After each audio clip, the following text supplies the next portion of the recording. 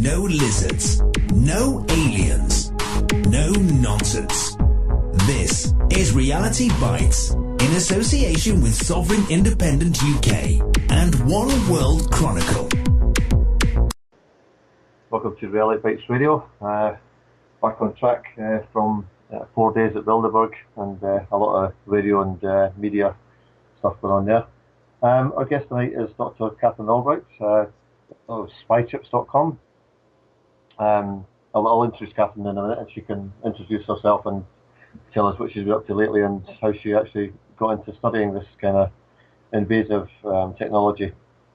We'll also have Melanie Vritshan on later with some of her colleagues, I believe. But if I can just introduce Katherine. Are you there, Katherine? I am. It's great to be on with you today, Neil. Thanks very much. And I'm very conscious of my accent, so I'll try and speak as slowly as possible. I appreciate it. I met a lot of Scottish people at the Bilderberg protest, and my accent kind of speeded up then, so I need to kind of slow down again. But yeah, you I think you were one of the first people I ever came across who was talking about the whole phenomenon of spy chips, RFID, in all sorts of areas of our everyday lives, from chips in clothing, loyalty cards, etc., etc. There's so many facets to this. Do you want to just tell the listeners who possibly haven't heard of you how you first got involved in this kind of research? Well, sure. I actually earned a doctorate from Harvard University studying consumer awareness about privacy issues. At that time, I had already been a privacy advocate for about 7 years, and I really got started because of the supermarket cards. In fact, boycotttesco.com is my website. So I know all about Tesco. I've been to Tesco's. I've toured their RFID facilities there. I've been to Marks and Spencer's. I'm actually pretty well versed in how the UK is implementing RFID technology. Spent some time over there taking a look at those major chains. And what I discovered was that the biggest corporations on the globe, including retailers and companies like Procter & Gamble and Bank of America and, you name it, were all involved in trying to secretly find a way to incorporate tracking devices into consumer products instead of or in addition to barcodes. And when I say secretly, it's kind of hard to believe that, but there was a time when I kind of felt like Edward Snowden, where I was sitting in particular meetings where some of the most powerful corporate executives on the globe were talking about how to get major decision makers and lawmakers into their inner circle so that they could move forward with this plan to basically spy chip the entire planet and everything on it.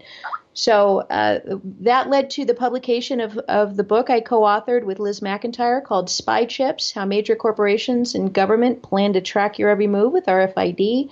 We launched boycottbenetton.com, boycottgillette.com, and boycotttesco.com. We did a lot of... Can you hear me? Yes, Henning here.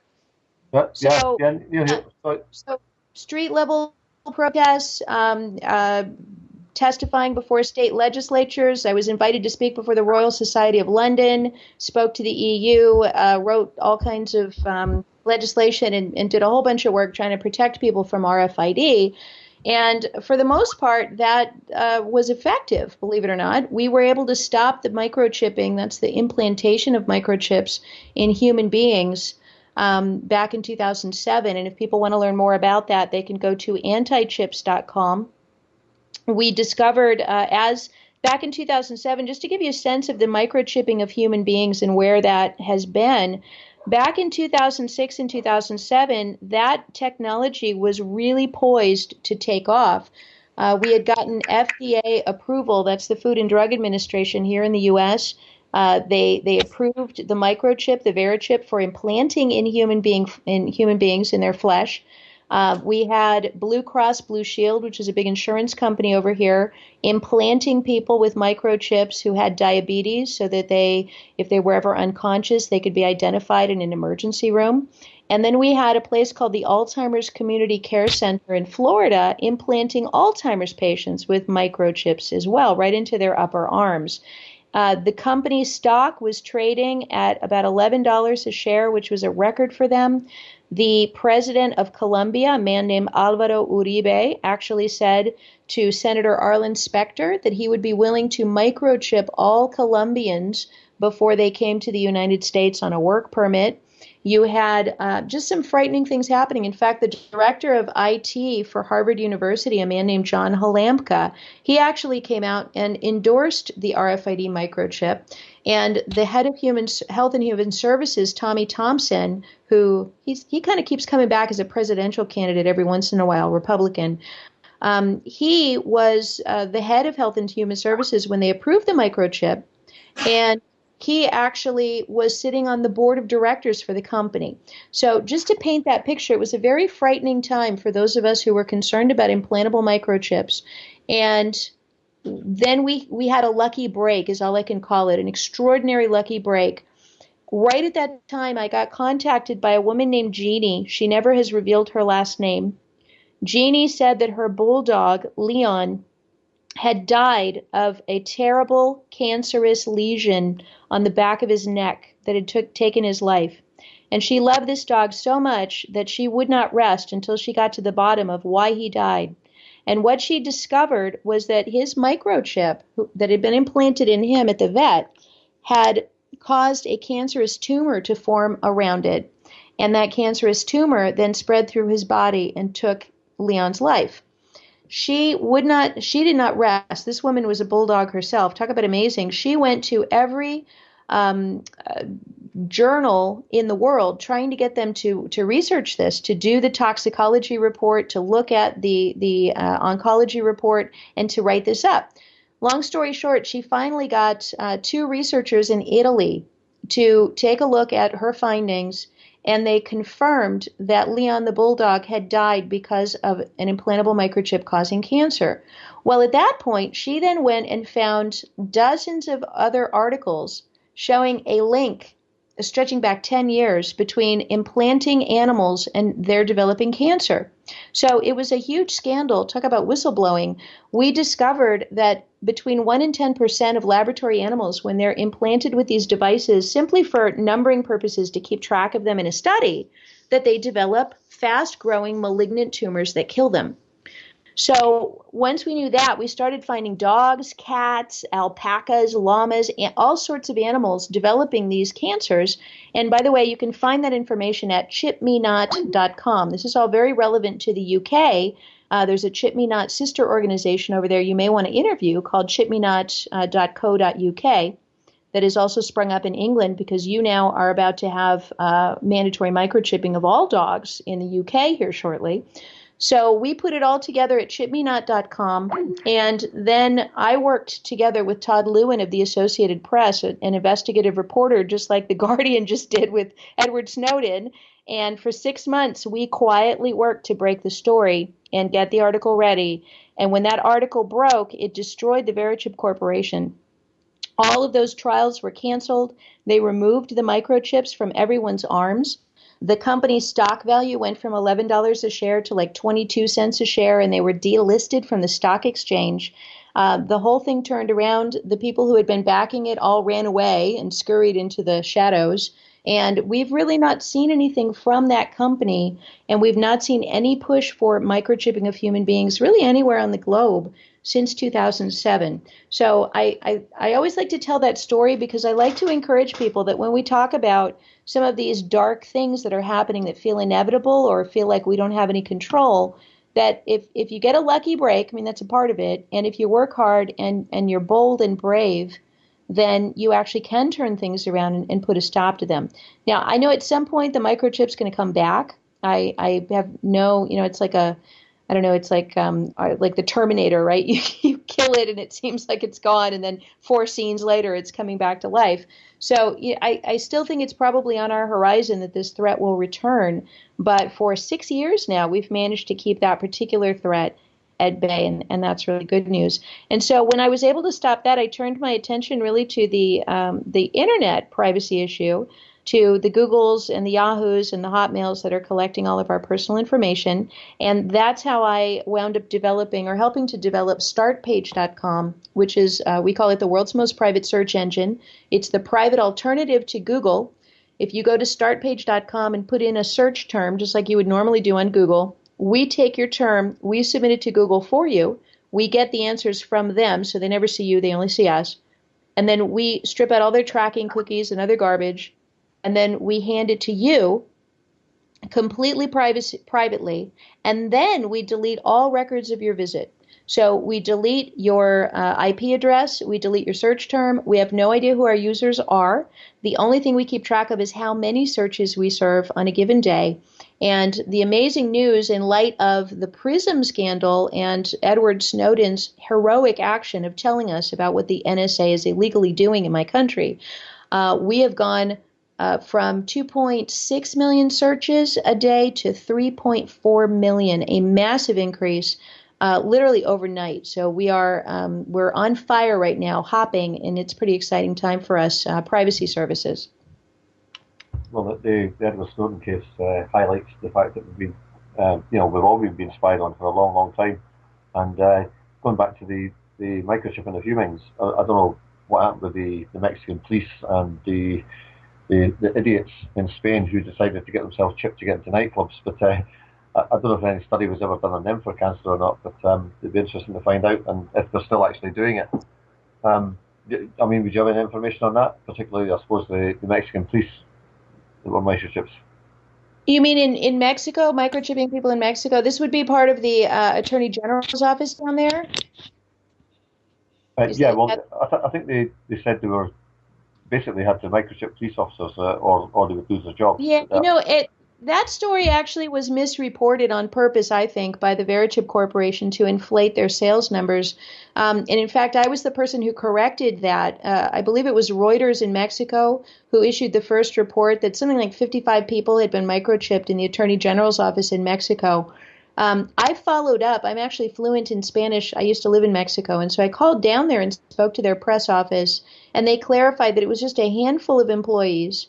And it was just an experimental program. And to the best of our knowledge, that program has been stopped. So sometimes things, this is an interesting field to work in, because whenever you're talking about microchipping human beings, people tend to exaggerate and kind of get the story wrong. I don't know why that is, but I've spent a lot of my time reassuring people that no, those terrible things you think are happening aren't happening. And then on the other hand, I have to turn around and say, yes, and these other terrible things that you want to say are conspiracy really are happening. So I'm always in kind of a tough place between a rock and a hard place, trying to keep people in line with what the facts are.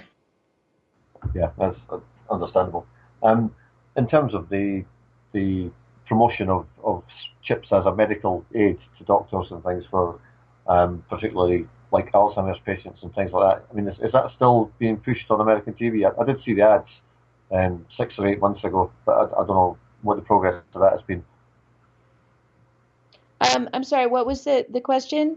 Well, if they were promoting microchipping to help doctors with medical records of elderly patients who may have lost their records or whatever. No, but let me tell you where the microchip dangers are right now, because there are some very severe ones and they're important, and I think we need to really address where the threats are. So the implanting of microchips has pretty much been stopped. There are medical devices that do get implanted into people, pacemakers and breast implants and prosthetic devices and such. And those may or may not contain an identification microchip.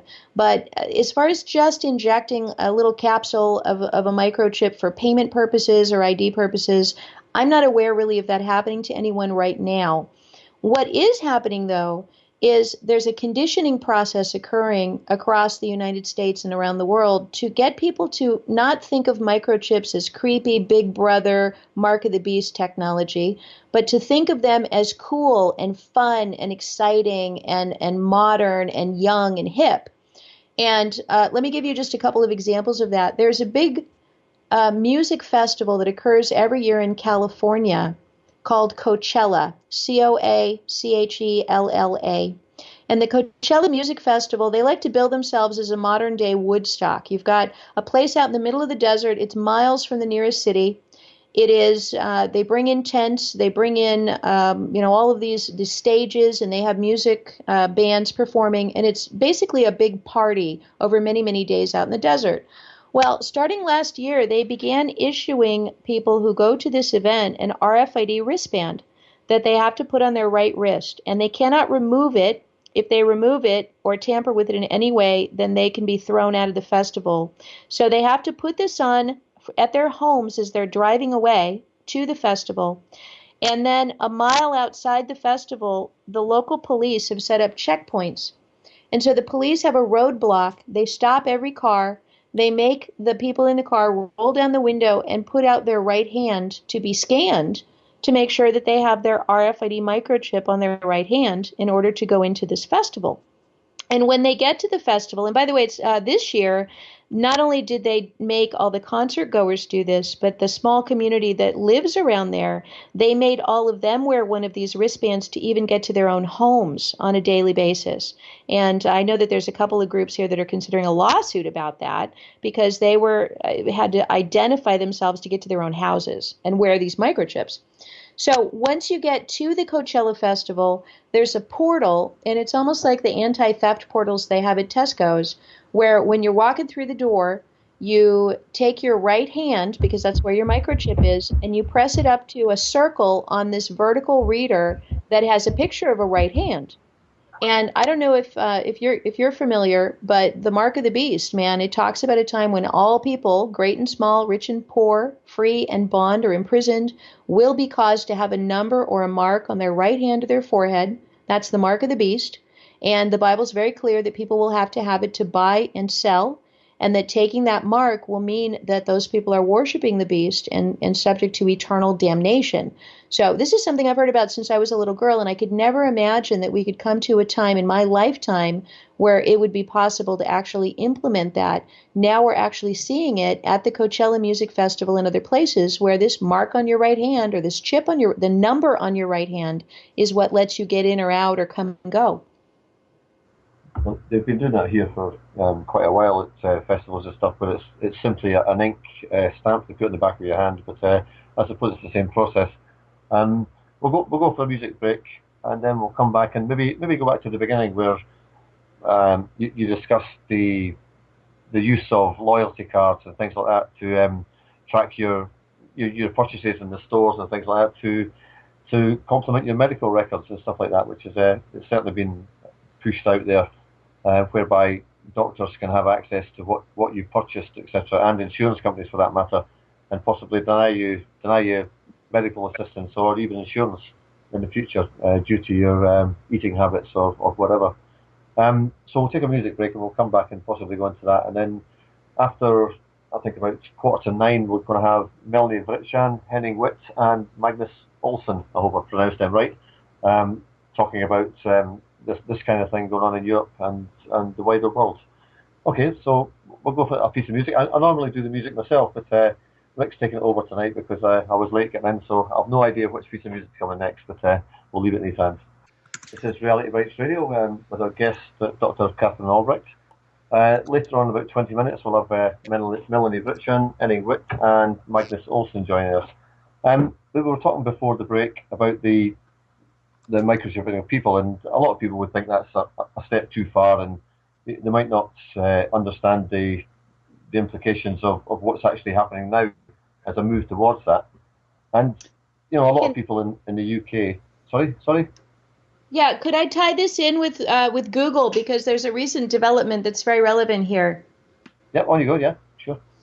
Yeah. So 2 weeks ago, this is before the whole NSA scandal kind of took over all of our attention, but 2 weeks ago, a woman named Regina Dugan, who's the former head of DARPA, and if you guys are covering Bilderberg, you know who DARPA is. That's the Defense Area Research Projects Administration. It's the creepy, futuristic, evil development arm of the U.S. military. And DARPA, the head of DARPA was a woman named Regina Dugan. Well, when Google acquired Motorola, which is a mobile phone company, and whenever I say mobile phone, you've got to be careful to understand that those aren't even phones anymore. They've become the computer link lord that connects you to the global brain. They are the thing that connects you to the spider that sits at the middle of this web that we've created. And by the way, it's not a mistake. It's called a web or a net. Both of those ring very true. And at the center of this web or this net, there is a global data collection occurring. Now, we know this. Edward Snowden has shown us a little glimpse of it. Google certainly has the biggest database of personal information ever collected on human beings in the history of humanity. They've got a picture of your backyard, your front door through Google Street View. They know your calendar. If you're on Google Calendar, they read all your email through Gmail. They know everything you think about because of your searches. And in fact, they probably even know what you had for dinner last night because your wife or your mom probably looked it up by typing, the recipe into Google and looking for the recipes. So Google really has this incredible bird's eye view into our lives. And they want a closer view, which is why they purchased Motorola, so that they wouldn't just be on your desktop or on your laptop, but that they would actually control your personal connector device, your cell phone. So Google, of course, has its Android operating system. It has acquired Motorola, and when it bought Motorola, who did it put in charge of it? Well, Regina Dugan. So they hired Regina Dugan away from DARPA and put her in charge of Google's Motorola division, their cell phone division. So it's not surprising then that the couple of things we're seeing out of her are terrifyingly freaky. So let me give you an example. You can search for this on YouTube. If you look up Regina Dugan, D-U-G-A-N, and I think it's D11, the letter D like dog, 11. And you can actually watch this interview where she's sitting there talking at a developers conference. And she talks about two RFID technologies that are so disturbing. The first one she talks about is the electronic tattoo.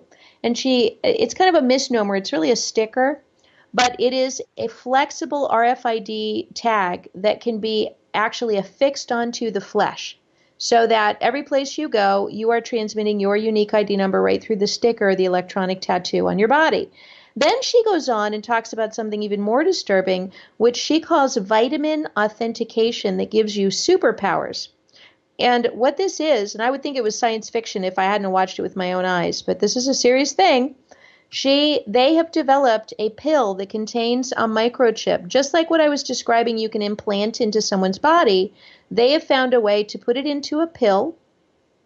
And once it's in the pill and you swallow it, then it interacts with the acids in your stomach to create a weak battery field, because batteries are based on acid. You have acid in your stomach. The acid in your stomach creates a battery that powers this pill that you've swallowed to transmit through your flesh. And as she puts it, your arms become antennas, your hands become alligator clips, and everything you touch receives your unique ID number, your authentication number, because it's literally emitting from your fingertips. And as this thing works its way through your body, I say it comes out the other end before too long. And so she said, yeah, you could take one of these every day for 30 days. You would just, in the morning, along with your morning coffee, you would take your vitamin authentication, and everything you touch that day, your smartphone, your car ignition, your desktop computer, your music device, whatever you touch, instantly responds to you because you're speaking its language in bits and bytes and electricity. So, we've kind of gone from this idea that an injector device would inject a chip into you, which we know causes cancer, to now this new thing where now they're talking about other ways of getting you comfortable with having it inside your body. And if you haven't seen it yet, you should take a look at the Verizon DNA commercial. I'm sure it's available online. And in this commercial, you actually see a guy getting strapped into a very futuristic operating into the chair. And then this injector device comes along and it injects something into his arm. And what it injects into him is Verizon DNA. And you see, it's animated, but you see like the actual DNA structure of this man's body changing because of its interaction with the technology, and they're morphing. So crazy stuff to have these two things, coming together. And I believe that there are spiritual elements to this. that, as the Bible tells us, we're not just battling flesh and blood, but we're battling spiritual powers and principalities, that there is something very, very dark in these technologies, and they want to consume us. They want to merge with us and take us over and be one with us, or have us be one with them. And just to take this to the next level, in about 2 weeks, I'm going to be at a conference. I'm actually one of the conference organizers for the IEEE Engineering Conference up in Toronto, Canada. And the keynote speaker there is a man named Ray Kurzweil. Ray Kurzweil wrote the book The Singularity. He's a multimillionaire inventor.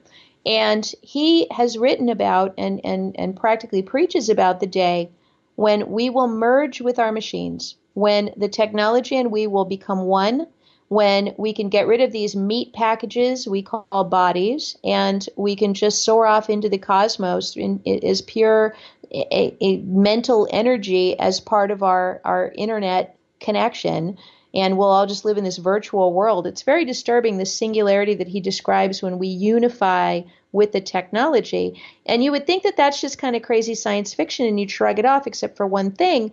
Google just hired him to be their head of engineering for Google.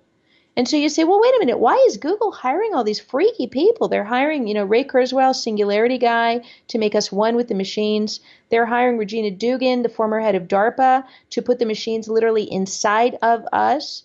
They're hiring, and then when you ask Larry and Sergey, what do you want Google to become? A couple of years ago, they answered that question and they said, like the mind of God. So, these are not little companies that are just trying to make a buck and get through the day and people doing their jobs. This is like a big spiritual thing that is coming. And I said earlier that there's a reason why they call it the web, or a reason why they call it the net. Where there's a web, there is a spider. And where there is a net, there is a predator and there is prey. And I think we all are beginning to feel, especially with these new revelations of so much government spying through the technology, that these technologies may not be our friends in the long run. Well, of course, there's been a lot of movies out talking about pills.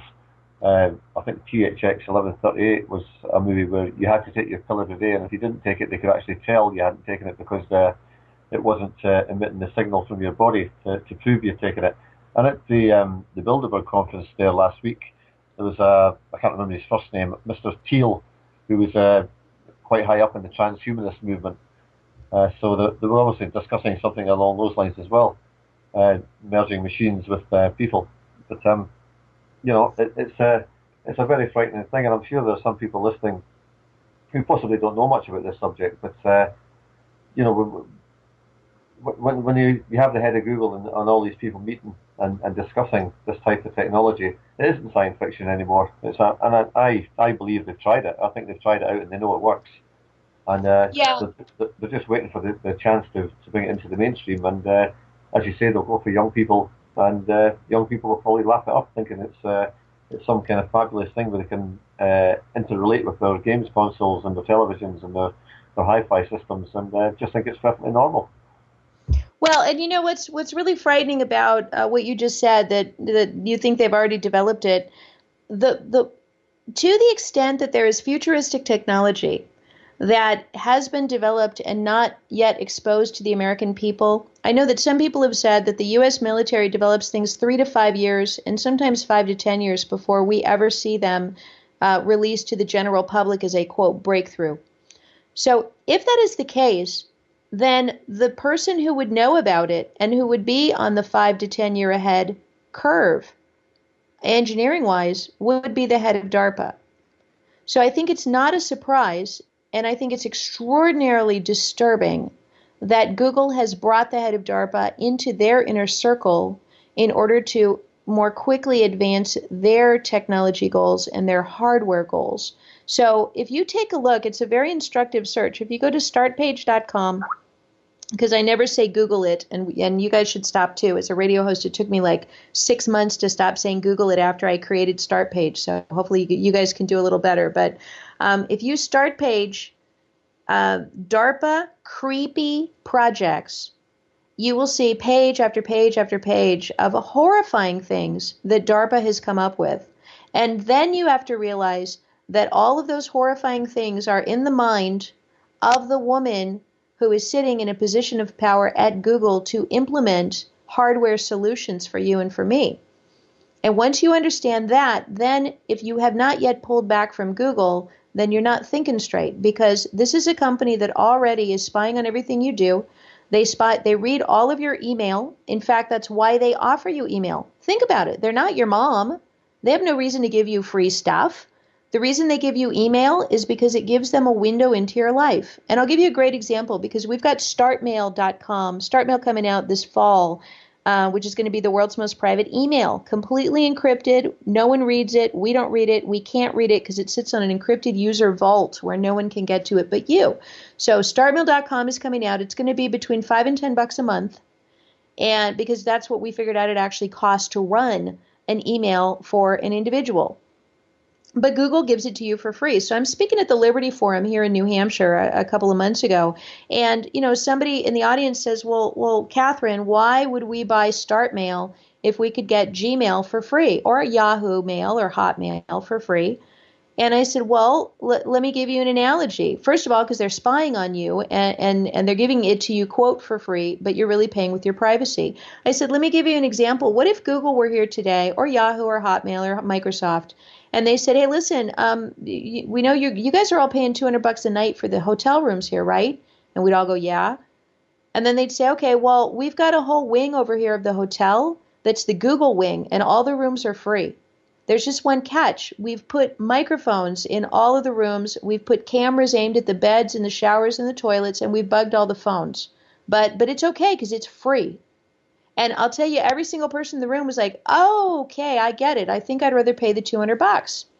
And that's really what the email situation is about. This month Yahoo is coming out with their new email. In fact, they've demanded that all of the Yahoo users around the globe, and there's arguably a couple 100 million of them, who are using Yahoo email, some for 10, 15 years. And now they're telling people, if you do not get on board with the new email that Yahoo has come out with, then you will lose your account.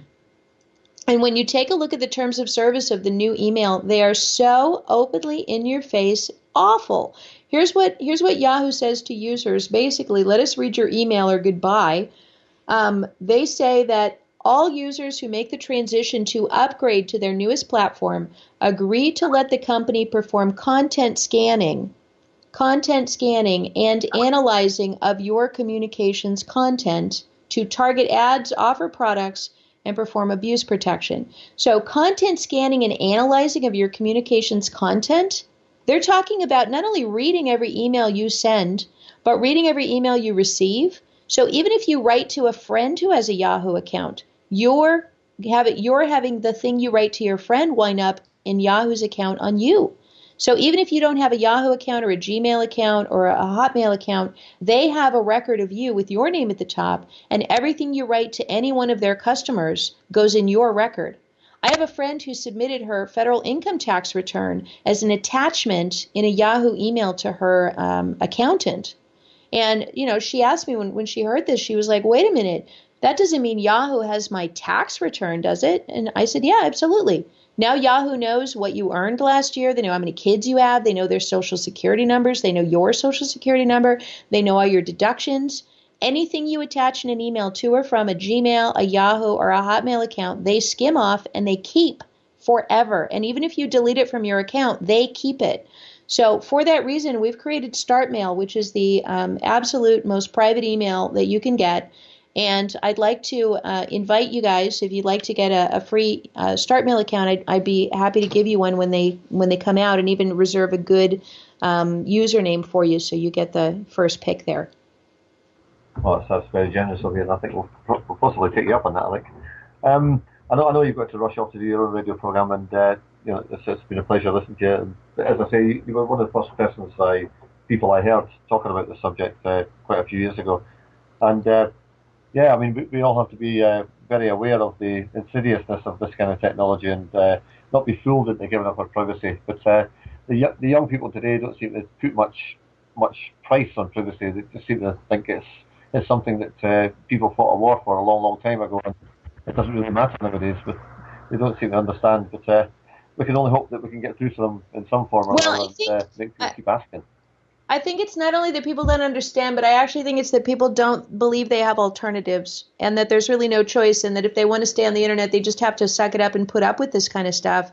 And that's really where I'm on a crusade to tell people that you don't have to use any of these services. So, that's really what it comes down to.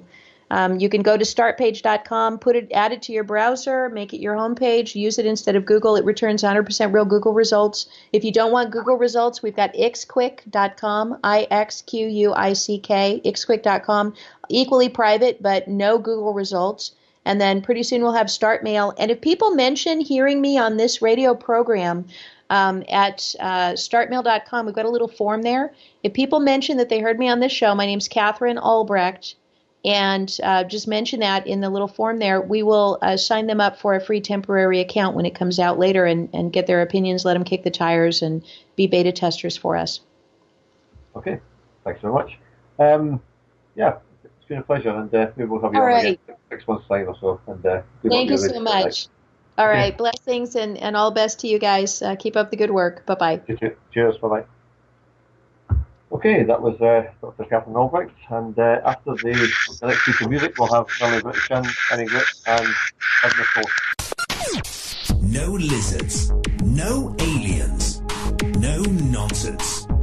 This is Reality Bytes in association with Sovereign Independent UK and One World Chronicle. You're listening to Reality Bytes Radio on the 13th of June 2013. You've been listening to Katherine Albrecht for the last 40 minutes or so. And on the line we have Melanie Richan, Henning Witt, and Magnus Olsen, who are they're all working for separate organisations and working together. Melanie, do you want to come in first and explain what it is you're doing at the moment? Yes, hello Neil. Thank you for having us on your show. We are working for an organisation that is called the European Coalition Against Covert Harassment, which is an organization raising awareness to the crime of non-consensual experimentation of citizens in the EU and beyond. We also provide victims with evidence, which means we collect evidence that this is happening, and there will probably contradict Dr. Katherine Albrecht, who was just here. And our ultimate goal is that appropriate EU legislation will be created to protect citizens from these kinds of abuses. Henning? Yeah? What's your take on all this? Yes, my take is that I have legal education and thought, how can I approach to produce evidence? So I started 2 years ago to make video interviews with people who claim they are targeted individuals from that covert harassment. And I got people from all over the world, and we made it in several languages, and it is amazing how you can see parallels in the individual cases, which is giving a confirmation that they are not making it up, but that it is really happening something strange in their heads and in their mind. And when I started with that on my own web channel in Sweden, it's called whitetv.se, I got a hint from the Secret Services in Sweden saying they are using scalar waves in mind control, in controlling people.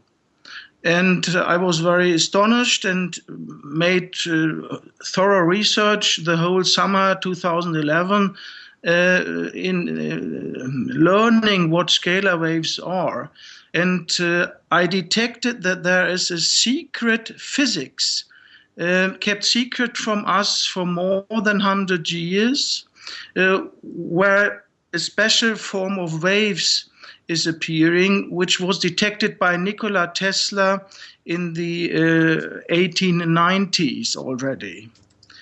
And because they are hiding this physics from the universities, from everybody, they can use this covert technology to target people and totally remote control people. They can do everything with your body. They can let you go left or right. They can let you think what they want. They can overrule and override your will. They can open up memories you had forgot or you don't want to open up. They can swap your memories, everything. It is totally that they have the technology to remote control you. And they don't need even chips. They also can steer you, govern you, if they have your blood, if they have your DNA. That's why they are always making these blood banks from babies being newborn and so on.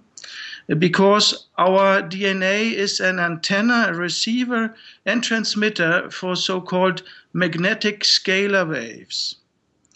And therefore, it's not necessary to have a chip in a guy if you have the DNA to remote control them. And it's 5 to 12 that all the human population on this planet is chipped up or controlled via the DNA. It's only about 10 to 15% which they don't get by some reasons we haven't figured out there. But there are some people so lucky to have a kind of biology that they can target them. Because the majority of the victims are not aware of the fact that they are remote controlled. They think it's their own thoughts, they do what they want, but in reality it's somebody else. So most of the politicians, of the journalists, of the judges, all those guys being in power, being powerful, they are remote controlled, and all the agents in the NSA and in the MI6, MI5, they are all controlled. Magnus? Yes, hello. My name is Magnus Olsson, and I'm the director of EUCASH. And I would like to say that in these days, the shadow government Bilderberg is being exposed, and the NSA's collecting of everyone's digital life. But what we're talking about here is a whole new dimension. It's I can start with telling you that Bill Gates owns the patent on the body as an antenna. And as the DNA in itself is like an antenna, you can really transmit, and you can send whatever information you need directly into the brain and extract it in the same way. These kind of technologies are called synthetic telepathy, or I mean, you also have the word like voice to skull. And in 1974 already, the Russians could send in, without any implant, they could send in to a person's skull voices that only the person that was targeted could hear. And this technology has been developed since the 60s. And today you only need a nanomarker. Actually could be spread through the chemtrails, and you can breathe it in and it goes out and breaks the blood barrier, and then it attaches itself to the right frequency in the brain. And then you have established the connection. In this connection, you can, of course, transmit voices. You can read the person's thoughts, and you can have like an dialogue directly with the artificial intelligence. This is called ubiquitous computing, and it means that you have somebody all of your time. You always have the artificial intelligence online. How is this working? Well, we have a system called HARP, that covers the whole world, a smart cloud grid that is very advanced. You also have the satellite systems that co-work with this, and this means that you actually have all kind of information you need if this is used in the positive way. But as a weapon, it's devastating. It can and really. the cell phone system. Yes, you also have cell phone system. Yeah, you also have the cell phone systems that are integrated, and all of these technologies are adaptable. So you cannot hide from this kind of technology anywhere. And then you have the scalar waves, which transmits through everything. So it's impossible to find a shelter from this kind of technologies. And the European Union, they have a project in the 7th framework program, the Human Brain Project. They have a project called Guardian Angels, and that the meaning of the project is that you get an implant, a non-implant from birth to death, and this could, through non-verbal communication, help you through your life in all complex life situations. So what we have here is a weapon that is so devastating, and it's superior all kind of other weapons, because this govern the mind of the population. And this is run already. It has been up and running. It started in a big scale in Europe around in the beginning of the 2000th century. It started, and there is thousands of victims, and there is a couple of millions that do not understand that they are connected, but they are, and they could be programmed, and this programming is the highest kind of standard of neuroinformatics ever. Well, of course, we had Zbigniew Brzezinski wrote a book back in, I think it was back in the 70s, where he stated that in the Technosonic era, that they could control the moods or the emotions of whole continents of people using the likes of heart technology, although that wasn't mentioned in the book. But along the lines of what you're talking, they could send waves across the atmosphere, if you like, above whole continents, and control. They could make people depressed, they could make people aggressive, lethargic. They had all different frequencies they could set waves at to control the mood of the people. To whatever emotion they want to instill in them. Yes. You can induce whatever kind of sense. You can make a person go around and smile the whole day. You can make the person feel anxiety, having attacks, and so on. You can do whatever you can do with the brain. You can use as a weapon, and as it's being tested against unwilling and non-consensual on a non-consensual basis, this is a catastrophe, and we need to wake up, because the technology is getting more and more advanced, and it's self-learning, and it can take its own decisions, and they are also including a quantum cloud system right now. The first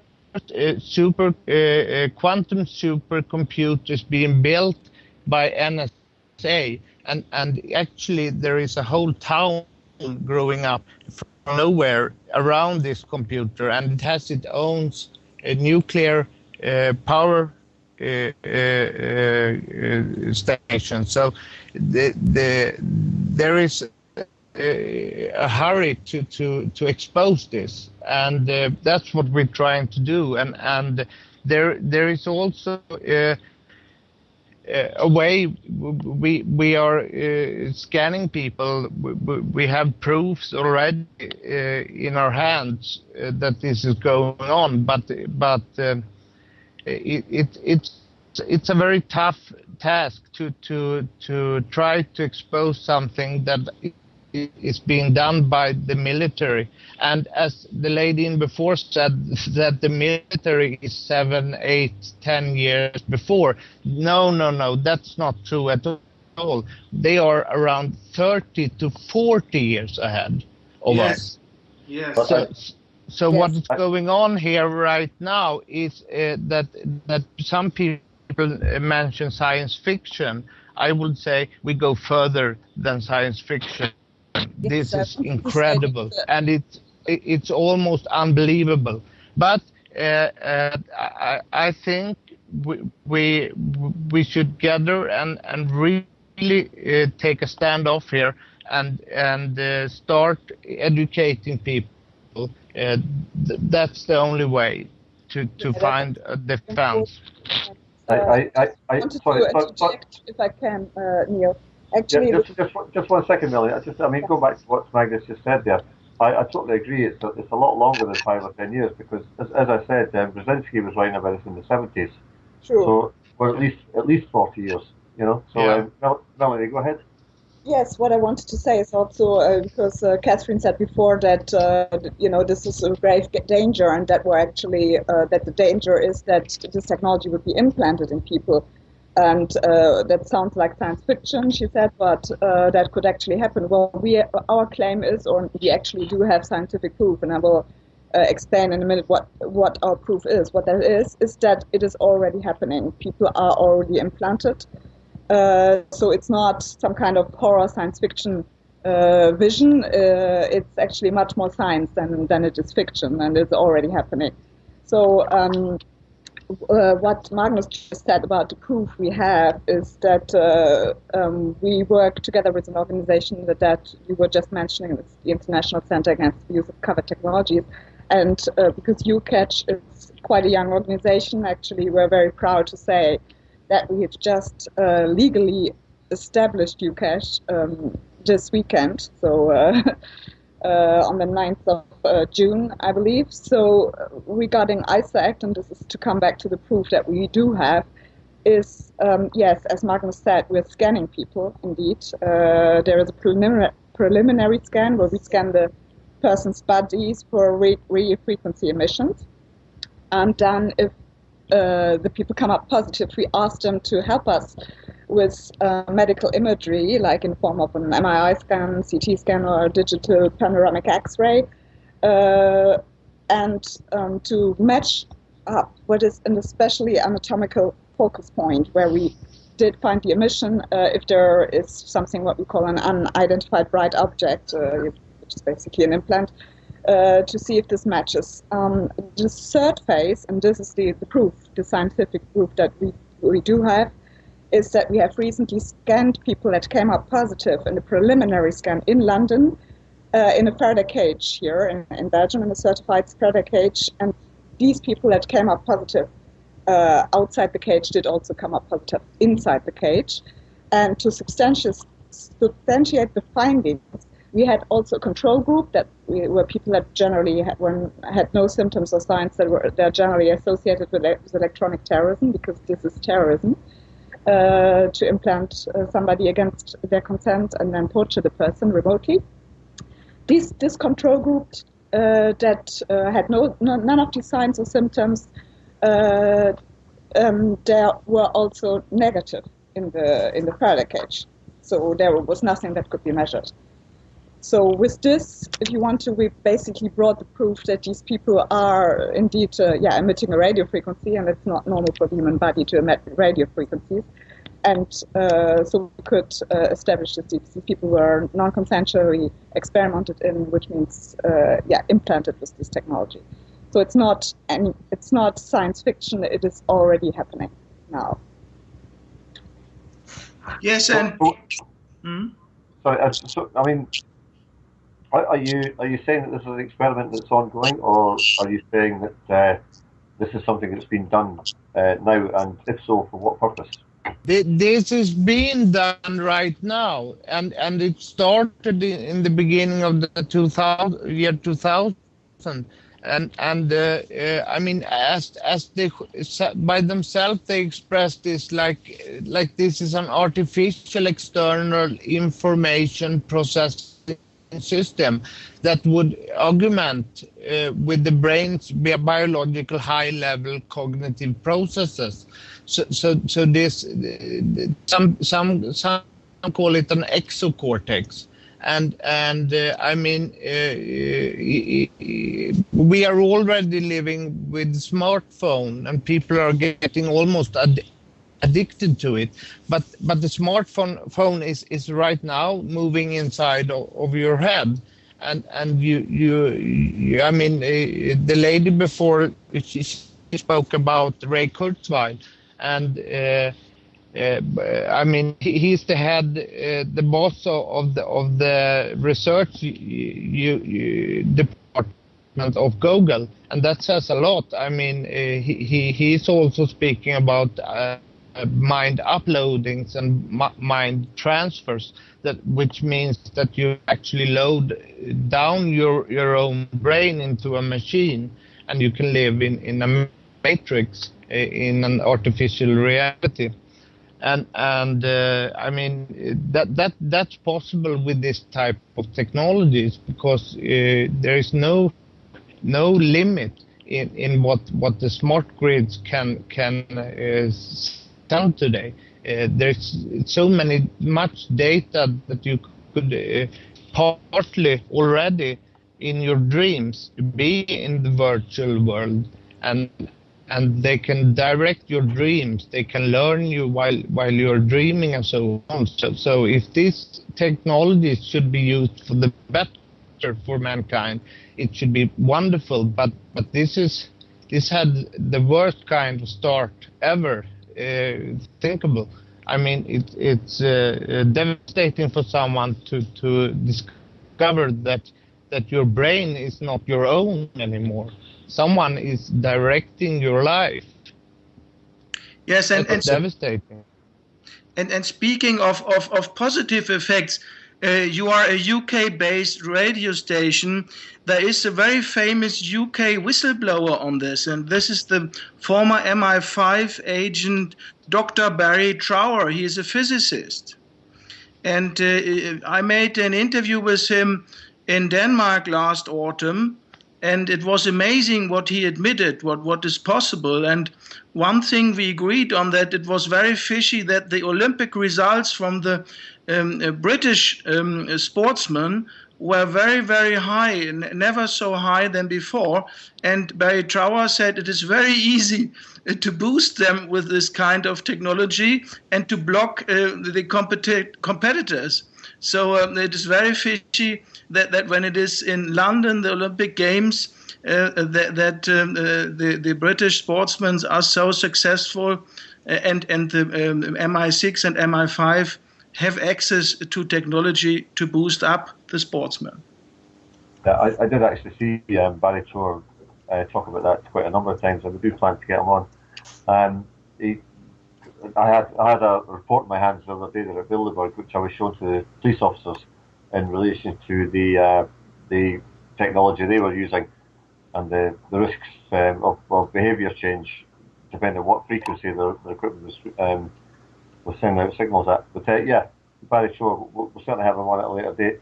And Melanie, you just put something in the Skype box there about a victim that you know from 1967. Is that correct? In Sweden? Yes. This is indeed true. So we have one of the victims that was implanted in 1967, indeed. But at that time, these implants were still much bigger, so you could actually see them still on the X-ray, which now is not possible anymore because this is nanotechnology and in general cannot be detected via, let's say, traditional medical imagery. But at this time, you could still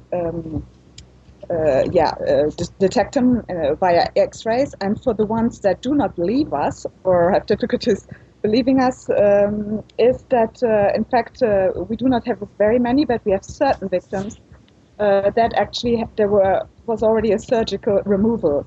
So they had these implants removed. And I wanted to also interject regarding what Dr. Katherine Albrecht said before of this one lady who had a dog and who died, from cancer because of this microchip in his body. Well, we do have this case also with a man. We have one of the victims who was an inventor in the United States, whose name is Bob Boyce, and how he found out about that, and he did actually develop cancer, and he was actually thinking that he was going to die from this, is that he was testing some equipment in a Faraday cage, and whenever he put the RF detector to his shoulder, it went off. So, and he had actually at this location developed a tumor and a cancer, and it was pretty severe. He was thinking that he was going to die from it, and when they opened this tumor up, they did find in the tumor a microchip, and so his cancer went into remission and then came back more aggressively, and when they opened another tumor up, there was another microchip in there. So this is not only happening to animals, as Dr. Albrecht said, it does already happen to humans, and in this case we have one case where the gentleman did develop cancer, and in the tumor there was each time a microchip. So, so we have already people that removed these. These technologies are called remote neural monitoring by some agencies, and they are actually capable of doing so many things to hurt a person and to drive someone to suicide. That's a very easy part of doing with such an brain connection. There are people who have been committing suicides just because of this, and it's an alarming big number of people that do not cope with this and do not want to live like this, and that's very natural. And I mean, we have to stop this, and the information is out there. I have a very good website that actually explains what's going on. One of them is mindcontrol.se, another one is mindcomputer.com, another one on brainimplants.com, and I mean, there is really going the interest in this area is getting more and more attention, and I think all of you listeners should care, because this is about our future together on this planet. Yes, it's really something. Yes, it's something that is really going to the core of what it is to be human, and what I think should be pointed out is also that these technologies are at present time totally not regulated. So we believe that any technology or any weapon that would enable any form of manipulation of the human being should be totally prohibited. And there was a European Parliament resolution done in 1999 that was calling for this, but it is still only a resolution. So this is part of our work that appropriate EU legislation is created to protect the systems from this kind of abuses. Okay. It was earlier. One minute, Henning. We'll go to a piece of music, and then we're going to bring in Pippa King from the UK, who's got an interest in the subject as well, who wants to ask you a couple of questions. We'll come right back to you, Henning, after the break. Is that okay? Yeah. Yep, okay.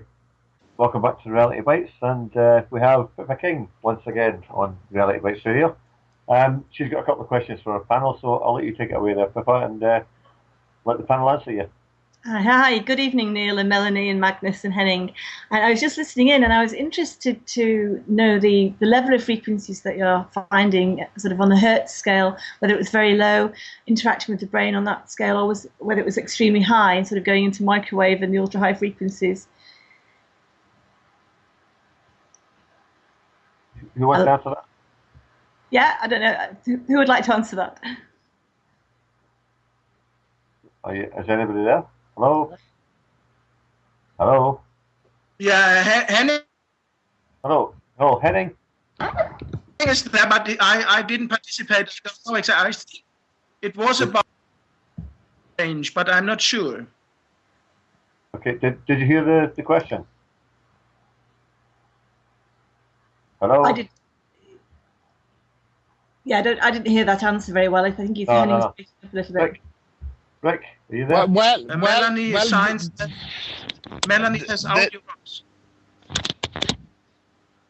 We're having some sound problems here. I think maybe we can drop the call and come back in. I'm not sure. Magnus, I think I can hear you okay? Yes? Yeah, I can hear you perfect. Okay, Pippa, do you want to ask Magnus the question? Yes, hi Magnus. I was just wondering at what hertz these frequencies were generally coming in at, and what the range of frequencies you found coming off people. Okay, 30 to 50 hertz. That's 5 milliwatt electromagnetic waves, and you have the pinpoints at 10 hertz for the motor control cortex. You have 15 hertz for the auditory cortex, 25 hertz for the visual cortex, and 9 hertz for the somatosensory cortex. And the thought center is 20 hertz. So it's covering all of these, actually. How interesting. I only the other day I had to buy a new dishwasher, a new washing machine, and I noticed that in a very small corner of the top of it there was a little symbol of RFID and a tiny little phone.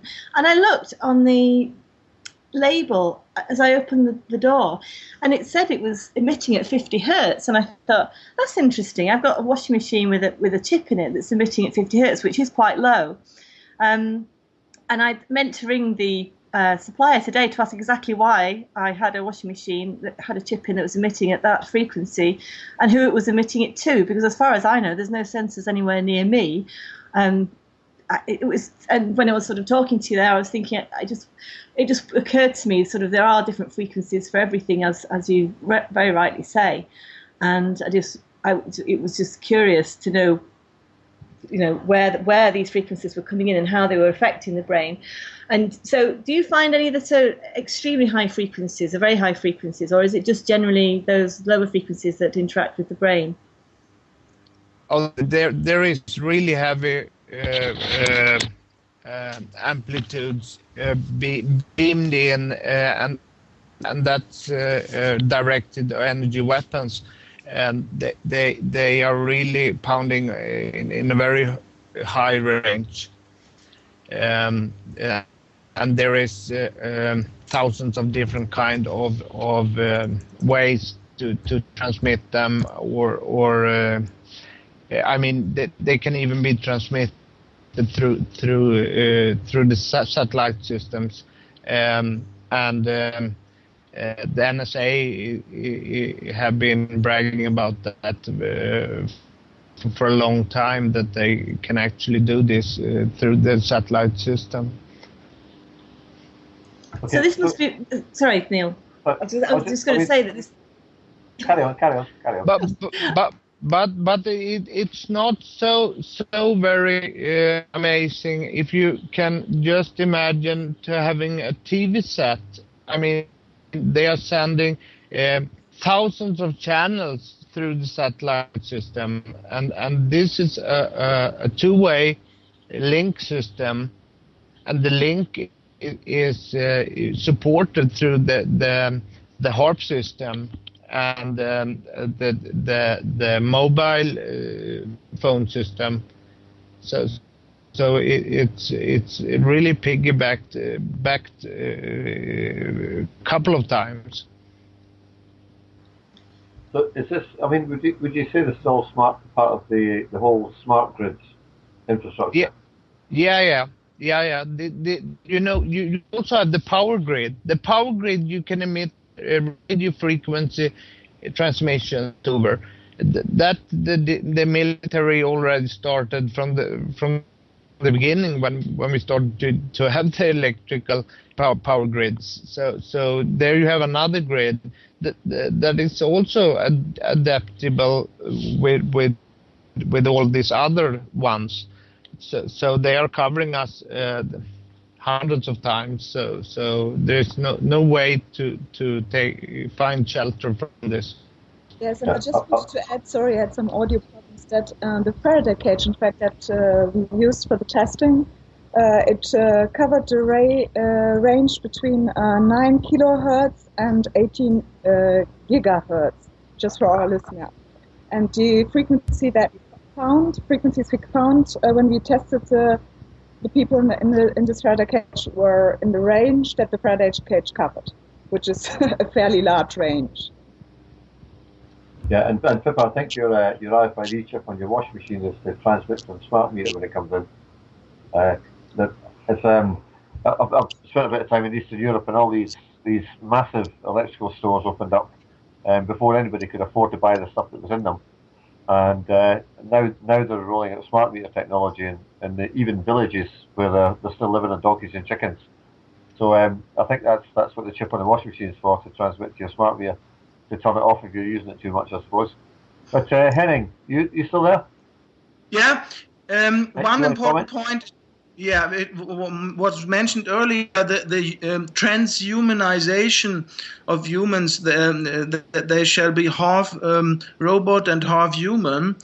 This is already going on in practice to change the human body, the human DNA, with the so-called Morgellons and chemtrails.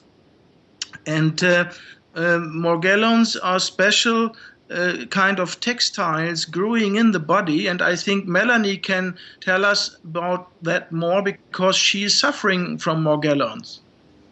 Yes, indeed. Morgellons is, and here we will find DARPA again. Morgellons is indeed a technology that is called smart dust, and which was developed and financed by DARPA. Which is actually a technology that once it comes in the body, it self-assembles and auto-replicates to create within the human body a complex system of wiring. It is, let's say, really an extremely invasive technology, much more invasive than one or several nanochips are, but these also, of course, create great suffering. But the difference with Morgellons is that Morgellons is really systemic, which means it's all over your body, and it creates this complex system of wiring. So it is an absolute, gross abomination of human rights, and it leads to total control over the person. Well, so for people who don't know what Morgellons is, do you want to actually explain how it affects you? Well, personally, for myself, I underwent surgery, and there I don't differ from many victims. They usually had a surgery before, or a vaccine, and shortly after that, when I noticed that my body was extruding what Henning was just mentioning, foreign material, synthetic material like fibers, seeds, granules of various colors as well, so which was extremely odd, and I could really feel a movement under my skin. I could feel something getting installed, and it was itching terribly, so I couldn't sleep. And what it actually does, as I said, what Katherine Albrecht said before, is that these are really tiny nanomachines. In fact, they need a special pH value to start this self-assembling and auto-replicating process in the body. And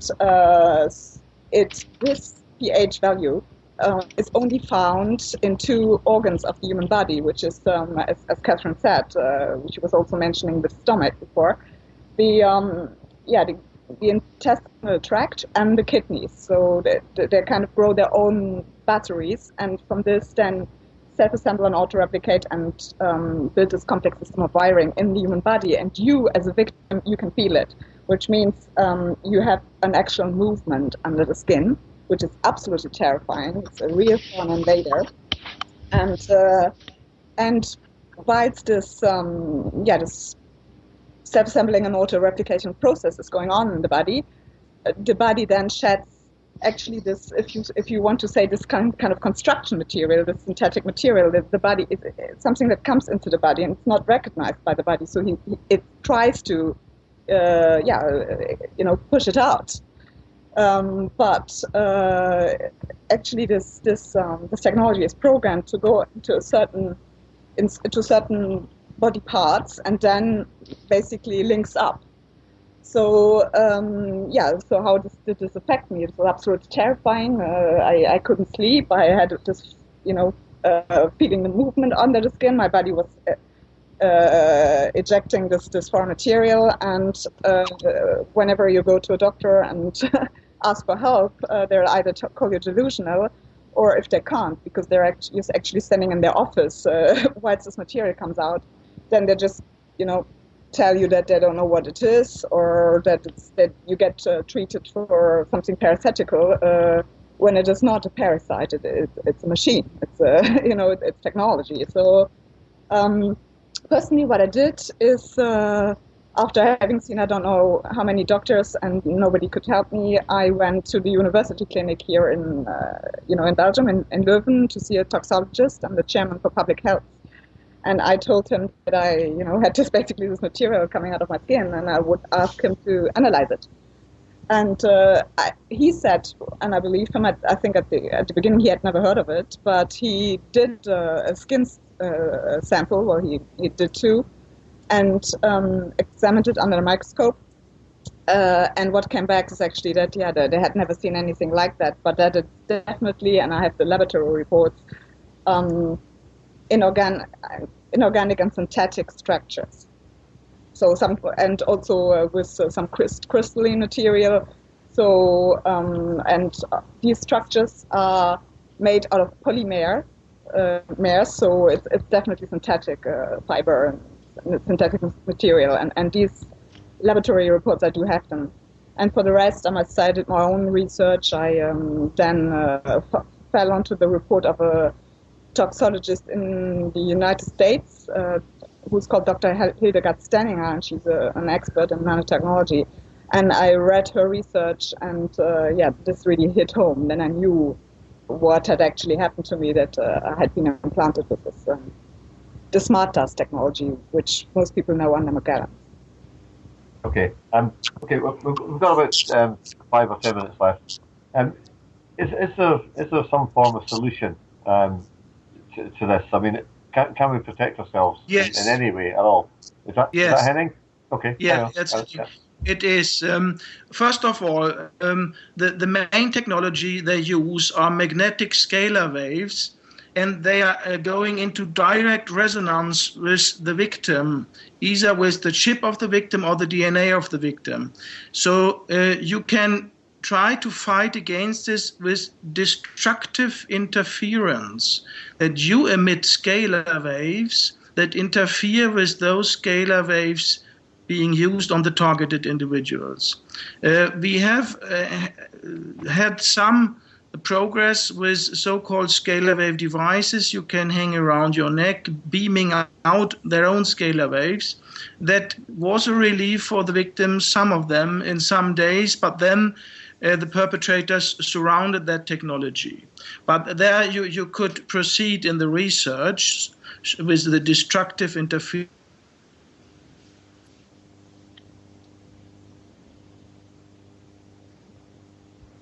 on the scalar wave level. And the other thing we figured out was more successful, and this is homeopathic gold.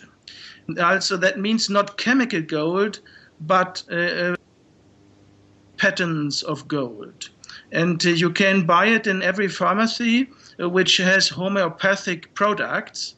And Magnus was now very successful in combining two levels of frequency, the D and the C level. And perhaps, Magnus, you can tell what happened and what you did. Magnus? Yes. Well, since I started with this homeopathic gold, my sleep has really been good. So some kind of influence it does have.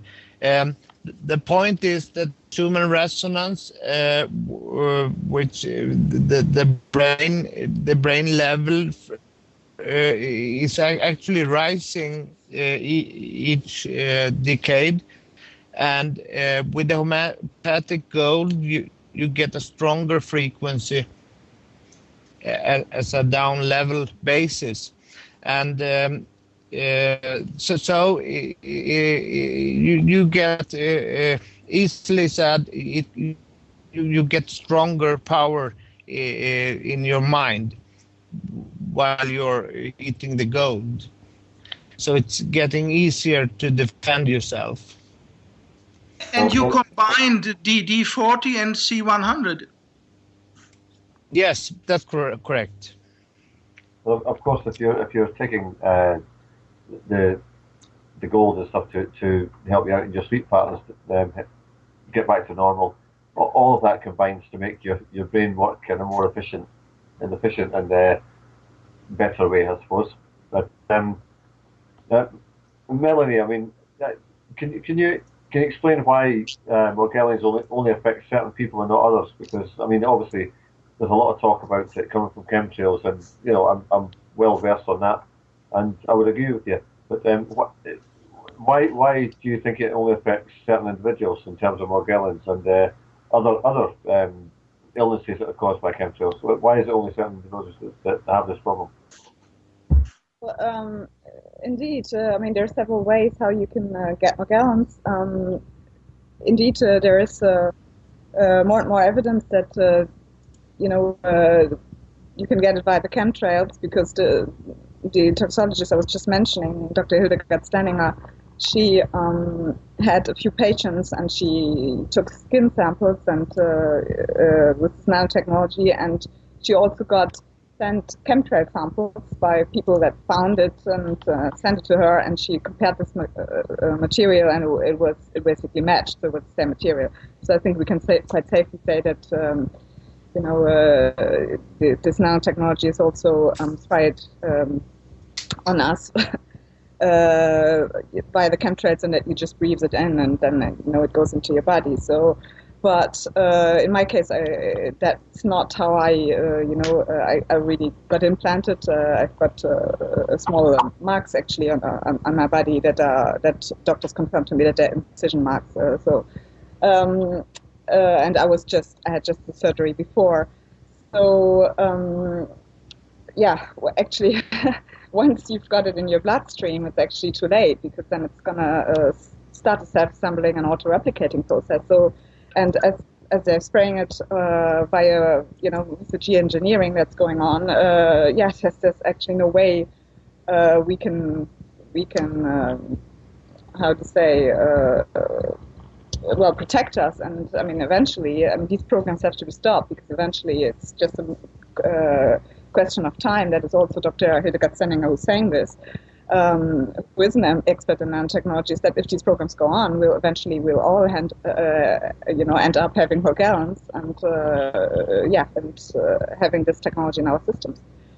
So it is very, very concerning, because there's not really a way to protect you. The only difference, it seems to be, why does it affect some people quicker than others, is actually the level of chemical exposure that you've been subjected to. That it means that it manifests in some people quicker than in others. But if this geoengineering madness goes on, we'll end up all having Morgellons. Yeah. Okay. Well, and on that basis, we'll kind of round it up, and really people need to start looking into the stuff themselves and come to their own conclusions. I mean, there's so much stuff on chemtrails, Morgellons, RFID, the Wi-Fi. There's so much information out there, and excuse me, Barry Trower has done a lot of work on this kind of stuff as well in the UK. And if you want to give us your websites and stuff that people can actually go there and do the research for themselves and come to their conclusions, we'll round it off at that, and we'll start with Melanie. What's our website? So the UCatch website is eucatch.org, and ISAAC, the organization we're doing these RF scanning with, is ICAACT.org, ISAAC.org. Yeah, and something that is very this will appear in the mainstream as behavior modification or mood casters or psycho design. It will be presented to us all as a fantastic system that actually gets rid of all kind of diseases almost, and especially mentally ill people can be treated with no problem at all. This technology have to go in the right direction. It has started off in the worst way. Yes, this is really weapons of mass destruction. Make no mistake. And this has to be exposed and it has to be stopped because otherwise, our children and our grandchildren are going to live in total tyranny. And we're here to say that we're not going to let that happen. Yeah. Well, I mean, of course, all technology starts off in a good way, in a positive way, whether it's for medical reasons or whatever. And it's normally hijacked by the military or stolen by the military. That's more accurate, and used for nefarious purposes to harm people. The final word to Henning. Yes, you can look up a lot of my research at www.whitetv.se. A lot of the text is in Swedish, but usually the films are in English. There I have made a huge collection under the menu practical conspiracies, because they always say, oh, you are a conspiracy theorist. And I answer, oh, I am a conspiracy practicist, because I suffered a lot of conspiracies. And under that menu, there is the menu Mind Control MK Ultra. And there you find all my interviews and other research on scalar waves, especially with the German professor Dr. Konstantin Meil from southern Germany. The interviews, they are very important to understand the physics, the technology they use. Well, of course, for anybody listening who doesn't know what MK Ultra is, it was a Nazi mind controlling that's what MK stands for, program which they used back in the Second World War and beyond, and carried on into South America, where they sent the scientists. The British yes, and with Americans. Dr. Mengele, the death angel of Auschwitz, he was taken over by Project Paperclip and proceeded to torture humans in South America and in the United States, and there his name was Dr. Green. Yeah, absolutely. So, I mean, anybody who thinks that's a conspiracy theory really needs to do a little bit of research and come to your own conclusions, because that's a fact. I'll thank you all. Collectively, I suppose, Melanie, Henning and Magnus, and thanks for the information. We're going to keep Pippa on the line to give us a little bit of a retro on Bilderberg, because Pippa was down there with us helping out, and I'll say good night to you over there in Sweden and Belgium, I believe. Yes. Melanie. Yeah. Okay. Good night to you, and thanks for taking part. Thank you. Thank you. Bye bye. Bye bye. Okay, we'll go to a piece of music now, and then we'll bring Pippa in for you after the break. Cheers. Welcome back to Reality Bytes, and the jingle there was a little snatch of Blitzkrieg and New World Order. And I should give these guys a plug, because they gave us that song for free to use their theme tune. And it's a friend of mine, actually, from, he's living in Melanie Richards' neck of the woods over in Belgium, and he's part of the band Blitzkrieg. So have we still got Pippa there? Yeah, Neil. Good stuff. Yeah. We've just all kind of got over Bilderberg, if you like, and I have to say that the main story down there, in my opinion, was the whole press tent media circus thing that was going on. I mean, there's a few cars coming and going, people waving placards and shouting abuse at the cars, but I really thought that wasn't the story. That achieved nothing really. We were so far away from the hotel, we couldn't protest at all. We weren't allowed in the streets to actually, have placards out there and banners informing local residents or passing motorists of anything that was going on. We couldn't even be seen from the street. So nobody really was aware that there was a protest actually going on. What did you make of it? Well, I think it's the first time I'm aware that anything's been done like that, where people have been herded into a pen and been allowed to protest after they've been wandered or patted down into an area. And it was I think it was such a unique event in that respect. I don't think the people, whoever it was that was behind the Fringe Festival or the area where we were, had any idea how it was going to go. So I think actually we were all probably part of a fairly unique experiment to see how humans react probably in that situation.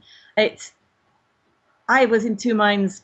I battled with going in there, sort of leaving my civil liberties at the door, as it were. But in actual fact, I found the whole experience in the pen positive in the way that we were in a safe environment with police that were quite clearly sympathetic to why we were there.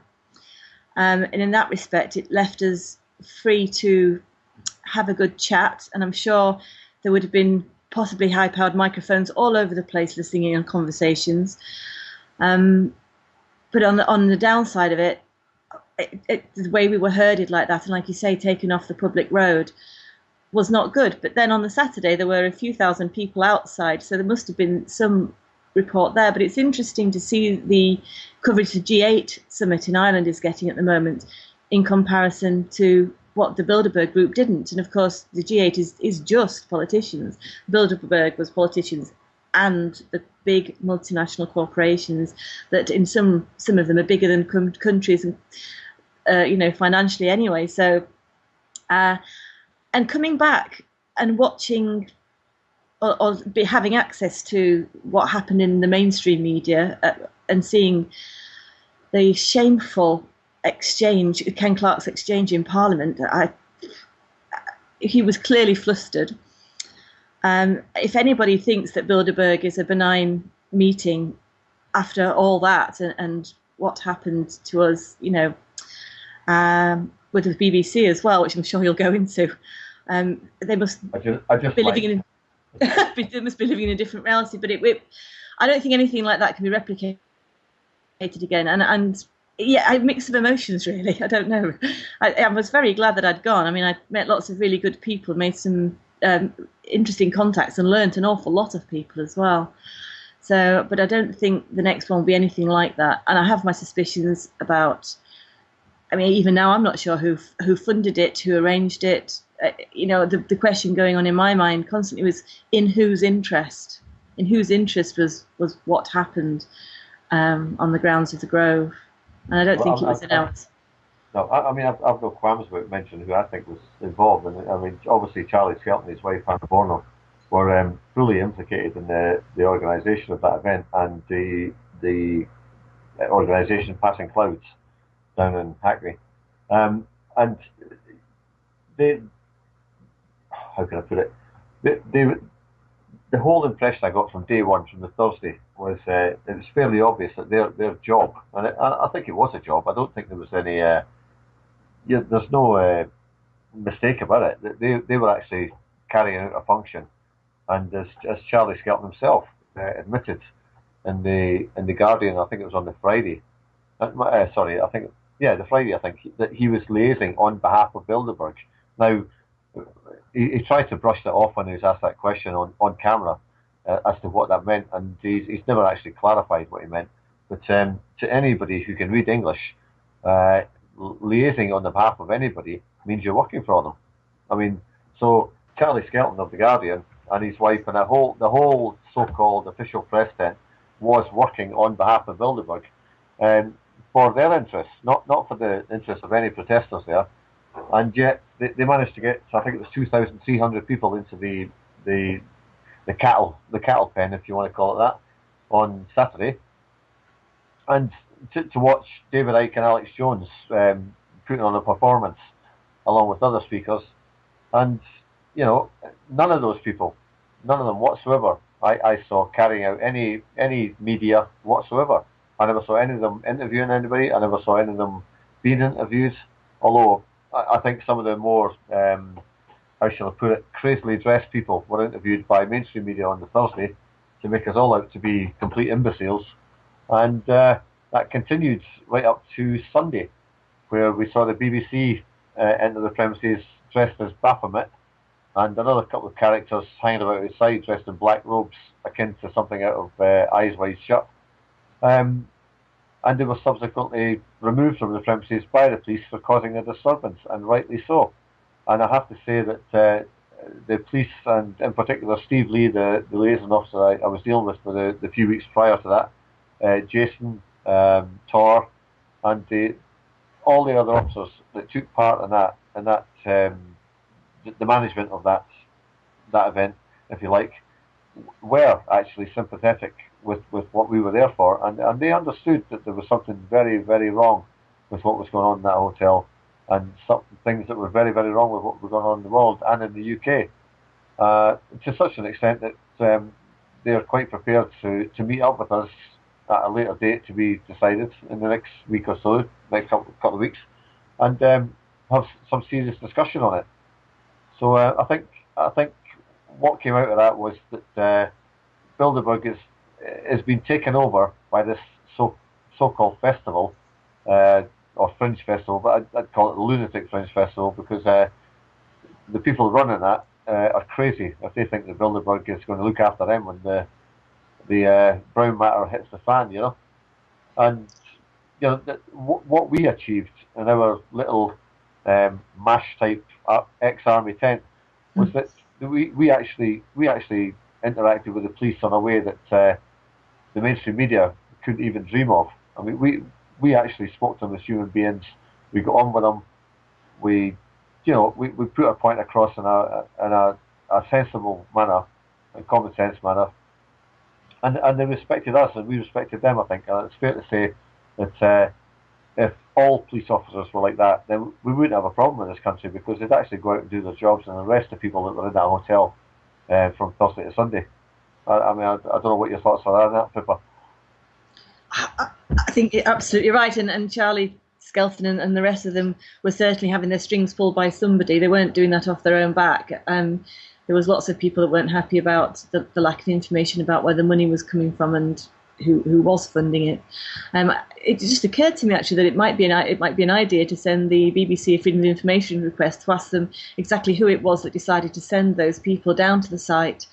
What they were doing there, what television program they were from, because I don't know if anybody knows what television program they were from, and where that decision was made, and when that decision was made.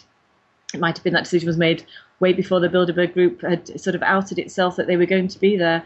I'm just thinking ahead to next year. I mean, obviously we don't know where Bilderberg will be, if indeed there will be one. I'm sure quite possibly they'll say there'll be one, and maybe they'll all go somewhere else and meet.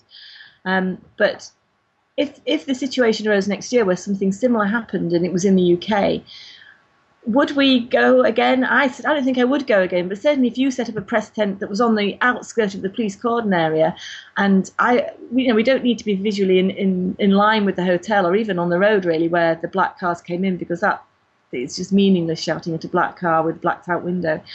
It would be nice to have something that's obviously not connected with that, and just be interesting to see what they do next year, because they did make a mention of the fact they were going to do something next year. We must all get together again and celebrate. I don't know if they would use the word celebrate, but there was certainly that sort of feel to it that, this we're going to do this again because it's so good. And I completely lost the reason why we were there.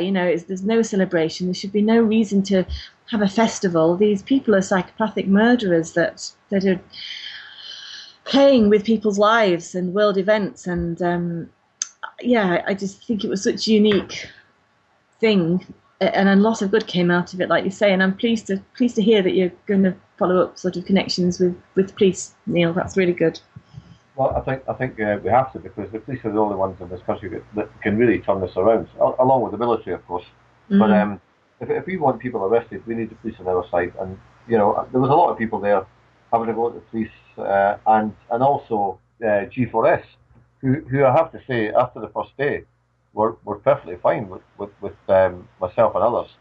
And it was only really people who turned up with an attitude, and stood there and gave them abuse. Now, if somebody's going to turn up to an event and I'm standing there trying to do a job, I'm trying to pay my mortgage, I'm trying to feed my children, and somebody just comes up and gives me abuse who doesn't know me, who's never spoken to me, I'd get pissed off as well, I have to say. And I don't blame those guys at all, or the women involved. These people are just trying to do a job. And some of them now, actually, I think on Sunday in particular, I was speaking to a couple of guys who'd been there on the main entrance for the 4 days, and I was on first name terms with them. We were walking through there without getting searched, and two of them came up to me and spoke to me and said it was a pleasure to have met so many intelligent people, and they'd be going away and to look at some of the information. And I think that's what we need to take from that event. We've now got people from G4S. We've now got people in the police actually going off and looking at information that we've given them. And Steve Lee, who I'm sure you met, I spoke to him yesterday, and he said, I've just watched a 2-hour presentation by Brian Gerrish on Common Purpose, and he looks a lot younger than that, which kind of verified the fact that he watched it, because that was made, I don't know, 6-7 years ago. And he said that he would start asking questions about Common Purpose on every training course he went on. Wow. Oh, that's great. And I said to him, well, you want to keep your job, mate, so you might not want to do that. And he says, no, I'm going to do it. And that's what we need. We need people, the police asking questions of the people being sent around to train them. I did find as well that they'd sent handfuls of police in from all around the country, from different forces. I spoke to police from Merseyside, Cambridge, Oxford. So these people will go back into their retrospective forces and maybe chat to other policemen as well. So it's, Well, I spoke to an ex-policeman today, and he's told me that he's getting calls from people who are there on that issue, that they're actually starting to ask questions. So Great. That's what we need to take from that. And as for Skelton, the pornographer, the hardcore pornographer, Charlie Skelton, which is what he is, and he doesn't deny it. He's quite proud of it, and he wrote a book about it, so he's quite happy to brag about it. Him and his cronies, I'm sure, will be at the next Bilderberg meeting, trying to put on the same thing, the same festival. And I'll make a prediction. I wouldn't be surprised to see it in an Eastern European country. I wouldn't be surprised. And if it's in Europe, I'm planning to go, because he needs to be hounded, that guy, for what he is. And he's working for them. We need to expose that, and I think there's going to be a few things coming out in Charlie Skelton in the next month or two, and we'll see what he does with it, because he's a very accomplished liar, and I'll say that as well on air, and he can sue me if he wants, because he won't get anything. But he was asked a question on funding on camera by one of the UK column crew, and without a flinch, without any embarrassment whatsoever, he came out and said, yeah, we've got $40,000 from the Rand Corporation. And you would not be able to tell he was lying. And then he kind of left that hanging in the air, and then he went, yeah, I was joking. That was a joke. Now, whether that's a double bluff or not, and he actually did get money from the Rand Corporation, well, who knows? But the fact that he mentioned dollars and not pounds makes me a bit suspicious. But the Rand Corporation. Why mention the Rand Corporation? It just that was the first thing that came in his head. And I don't strange first thing to come into his head. It wouldn't come into my head if somebody asked me that. Well, apart from porn, I don't think there's anything much else in there, to be honest. But I mean, he's not a stupid guy, and he's not where he is because he's stupid. But I don't think he's clever. I don't think he knows how to handle people who ask him direct questions. And he was also asked, and I've no problem saying this in the air because it's on film. he was also asked about his pornography career, which he was quite proud of, and then he was asked a question about what he thought about child porn, and he simply stated with this. He laughed at first, and then he said it wasn't quite to his tastes. Now, what does that mean? That's like somebody saying to me, "Do you like Italian food?" And you say, "Well, I'm not keen on pasta, but I like pizza." That's what I take from that. Mm. Yeah, and he blushed. So, who knows? Who knows what dirt there is on him? You don't get involved in the porn industry just off the cuff. That's all. No, well, that's a human with low empathy, isn't it? Absolutely. He thinks that porn is emancipating for women. Well, I beg to differ. And he works for the Guardian newspaper, who portray female emancipation and the suffragette movement and all the rest of it as a great thing for women. And to link that with pornography and to put it in the same light as women winning the vote, I think is very disingenuous to the other half of the human population, to be honest. Agree. And, sickening. I think he's a sick individual. I mean, I nearly swore on air then, but I won't. But he's a very sick individual, and anybody associated with him must be classed as likewise. I have my personal gripe against him, and that's just the way it is. But I think he will be at Bilderberg next year, so I think it's up to people, who actually know what's going on. And on Sunday, the people that were there on Sunday, as opposed to the people there on Saturday, and even some of them on Friday for that matter. I mean, I think we had about 200 people on the Thursday. On Friday, I think there was maybe 400. On Saturday, 2,300. I think there was 400 or 500 outside. But it was pure celebrity cult worship, for David Icke and Alex Jones. That was it. They were there to see the celebrities. So we've gone from the cult of celebrity in mainstream media to now having a cult of celebrity in the alternative media, which we need to avoid. We really need to avoid it. Anybody who wants to set themselves up as some kind of leader, we need to run a mile, because these people are not leaders. They're actors. They're just they're performing clowns, really, in my opinion. And I had the dubious pleasure, shall I say, of meeting Alex Jones twice during the event. I shook his hand twice, and I found it to be nothing. He's just an ignorant bully, from the way I saw him treat his staff. And that's the impression I got of him. And if that's the impression he wants to give to people, well, well done, Alex. Well done. I did find it a little strange that they didn't come over at all, or I wasn't aware that they'd come over at all to your press tent, and it was, Luther and Dan Dix did, but the other two didn't, and I just thought, that's a bit odd, really. Why would you go and spend some time in a press tent that's run by mainstream media, which it obviously was, and not come over to the real people that are doing the job on the ground, like yourself and Rick and Malcolm and Louise? I just thought that was a bit strange. And Sarah, don't forget Sarah. Oh, Sarah, yes, Sarah, of course. Yes. she phoned me today. She'd be awfully upset if you didn't mention her. No, absolutely. I mean, the so-called official press tent, which had no official status whatsoever, they just set themselves up as an official press tent. It looked like something from a garden fete. Yeah, can I just mention as well the severe lack of lobbyists, government lobbyists that weren't there? There was nobody from Big Brother Watch, as far as I was aware, unless anybody can tell me. I have my suspicions about them anyway. So. Oh yeah. But there was nobody from Amnesty, nobody from Liberty, nobody, as far as I'm aware, from Privacy International. Maybe they don't think Bilderberg exists. I don't know, but there was nobody from any of the privacy organisations that I was aware of that was there. Yeah. Well, maybe they weren't invited. The only organisations that seemed to be there weren't invited, and that was like Climate Camp and all the eco nuts.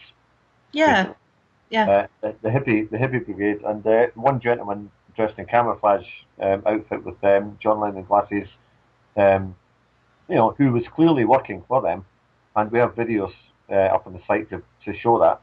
Mm-hmm. But admits he got his camera from Charlie Skelton to film the BBC getting thrown out.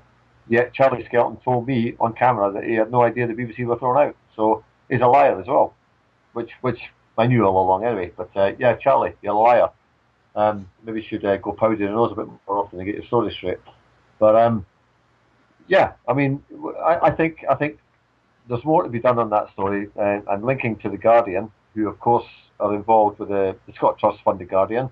The Scott Trust are also funding the Media Standards Trust, which is about shutting down the media, and in particular the alternative media. So obviously Charlie doesn't want us going after him and digging dirt on him. So maybe he's going to use the Media Standards Trust to shut us down. But well, good luck to you. Good luck to you. That's all I'll say. It ain't going to stop Charlie, and I hope you listen.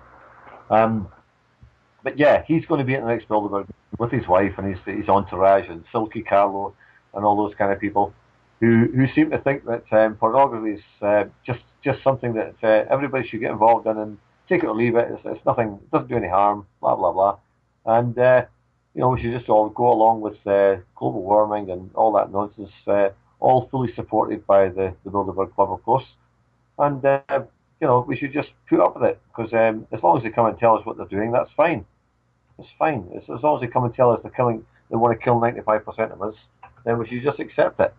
That's Charlie Skelton's line, and I think he's a very dangerous man, but he's a very small man in the big pond. And once he's outlived his usefulness, then they'll just get rid of him, or they'll expose him for what he is, and he doesn't even know it. That's how idiotic he is. But we also had Mark Anderson of the American Free Press staying with us, and I've learned a lot from him over the few days that I spent with him, and probably how to conduct myself in a bit more mature fashion, and how to do proper journalism and stuff. But it's hard to change your spots as it were. But yeah, we had a good discussion between myself, Rick, and Mark of UK Column, and Mark Anderson, and in respect to we have to watch out for the next so-called leader that's going to be brought forward. I think Alex Jones, David Icke have probably outlived their usefulness to some extent, and possibly there's going to be somebody else comes out of the woodwork that we're all supposed to follow. And on the same basis, somebody will be sent out to represent Bilderberg, and that'll be where the interaction occurs between the media and Bilderberg to make it normal, to make it seem like it's just a few guys having a chat and blah blah blah. So I think we have to watch out for the celebrity being thrown out by Bilderberg, whether that be Angelina Jolie or what's his name, George Clooney, or somebody of that kind of status who's already got a following, who's going to be seen as somebody respectful, who everybody will look up to. Go, oh well, if that guy's saying it, everything's okay, and we'll have the same from the alternative media being thrown out. Well, if so and so who's been doing this for years and years and years says it, then it must be okay, and we'll all be led down the cul-de-sac, and nothing will be done. But as Mark Anderson said, this is not about Bilderberg being more transparent. This is about Bilderberg having to be stopped, and all these other meetings where these characters meet and discuss our lives, because that's what they're discussing. They're discussing our lives and how they should engineer and control our lives. These people have to be stopped, and it's not going to be stopped by asking them nicely. It can only be stopped by exposing them to more and more people, and we'll never do that with Charlie Skelton and these pornographic cohorts. I'll put it that way. I think it did backfire in the fact that it has woken a lot of policemen up, and also as well, G4S have gone off and done some research, I guess, as well. And there's only so many people you can hire who aren't going to be interested in what's going on behind closed doors. I just wanted to make a point. I mean, I haven't done this yet, and I don't know if anybody is thinking of doing it, but Sarah did mention that it would be useful to use the Freedom of Information Act to see when the licenses were applied for to put the festival on the site and to get presumably what little health and safety there was there. I mean, on the Saturday we had 2,500 people there and 4 toilets and no water, no shade, no medical facilities whatsoever. There was only actually 2 toilets. Oh yes, was there? Yeah, only two. Yeah. Right, and then they bought some water in, didn't they? And were charging for a small bottle of water £1 a bottle. What a captive audience that was! I just thought they should be giving that out for free. Water is. Well, basically on the the Thursday, the first day, the Grove Hotel had promised to supply water, and you and myself, I have a Costco card, and we went and bought 6 crates of water, and we did sell it for 50p, but at the end of the day, we were running a generator on petrol, which costs a lot more than 50p for half a litre. Do you know, I was just taking donations. I was just, people were sort of giving me what they could afford and what they thought was acceptable. Sorry, I didn't know. We were meant to be charging 50p. Sorry, Neil.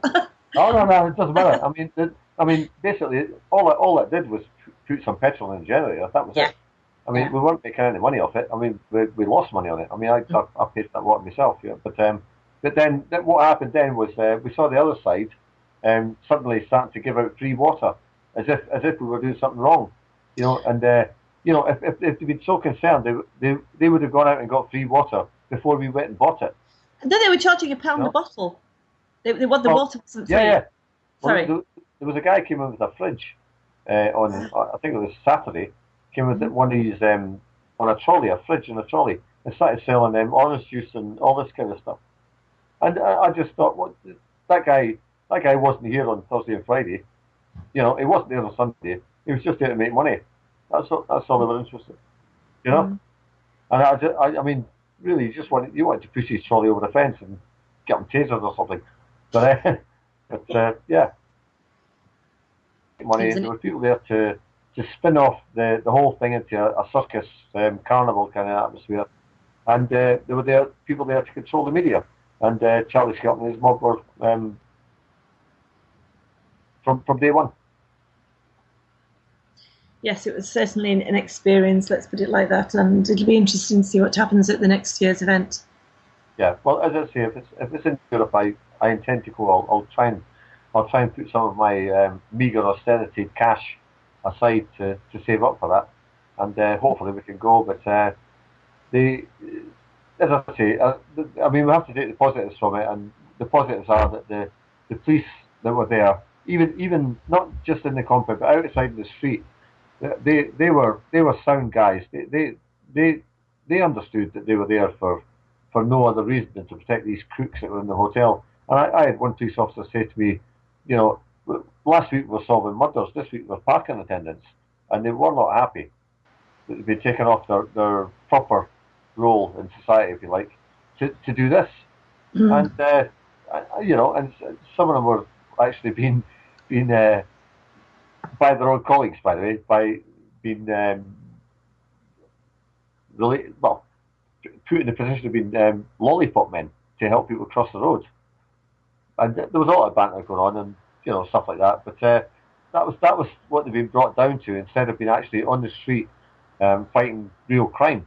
They were there protecting real criminals and real terrorists in that hotel from ordinary people who pay their wages, and they knew, they understood it, and I think that's a huge positive that we have to take from that, and to carry it further and work on that, and actually get police and the likes of G4S, etc., actually coming to meetings and talking about this stuff, and actually make them realise what they're involved in.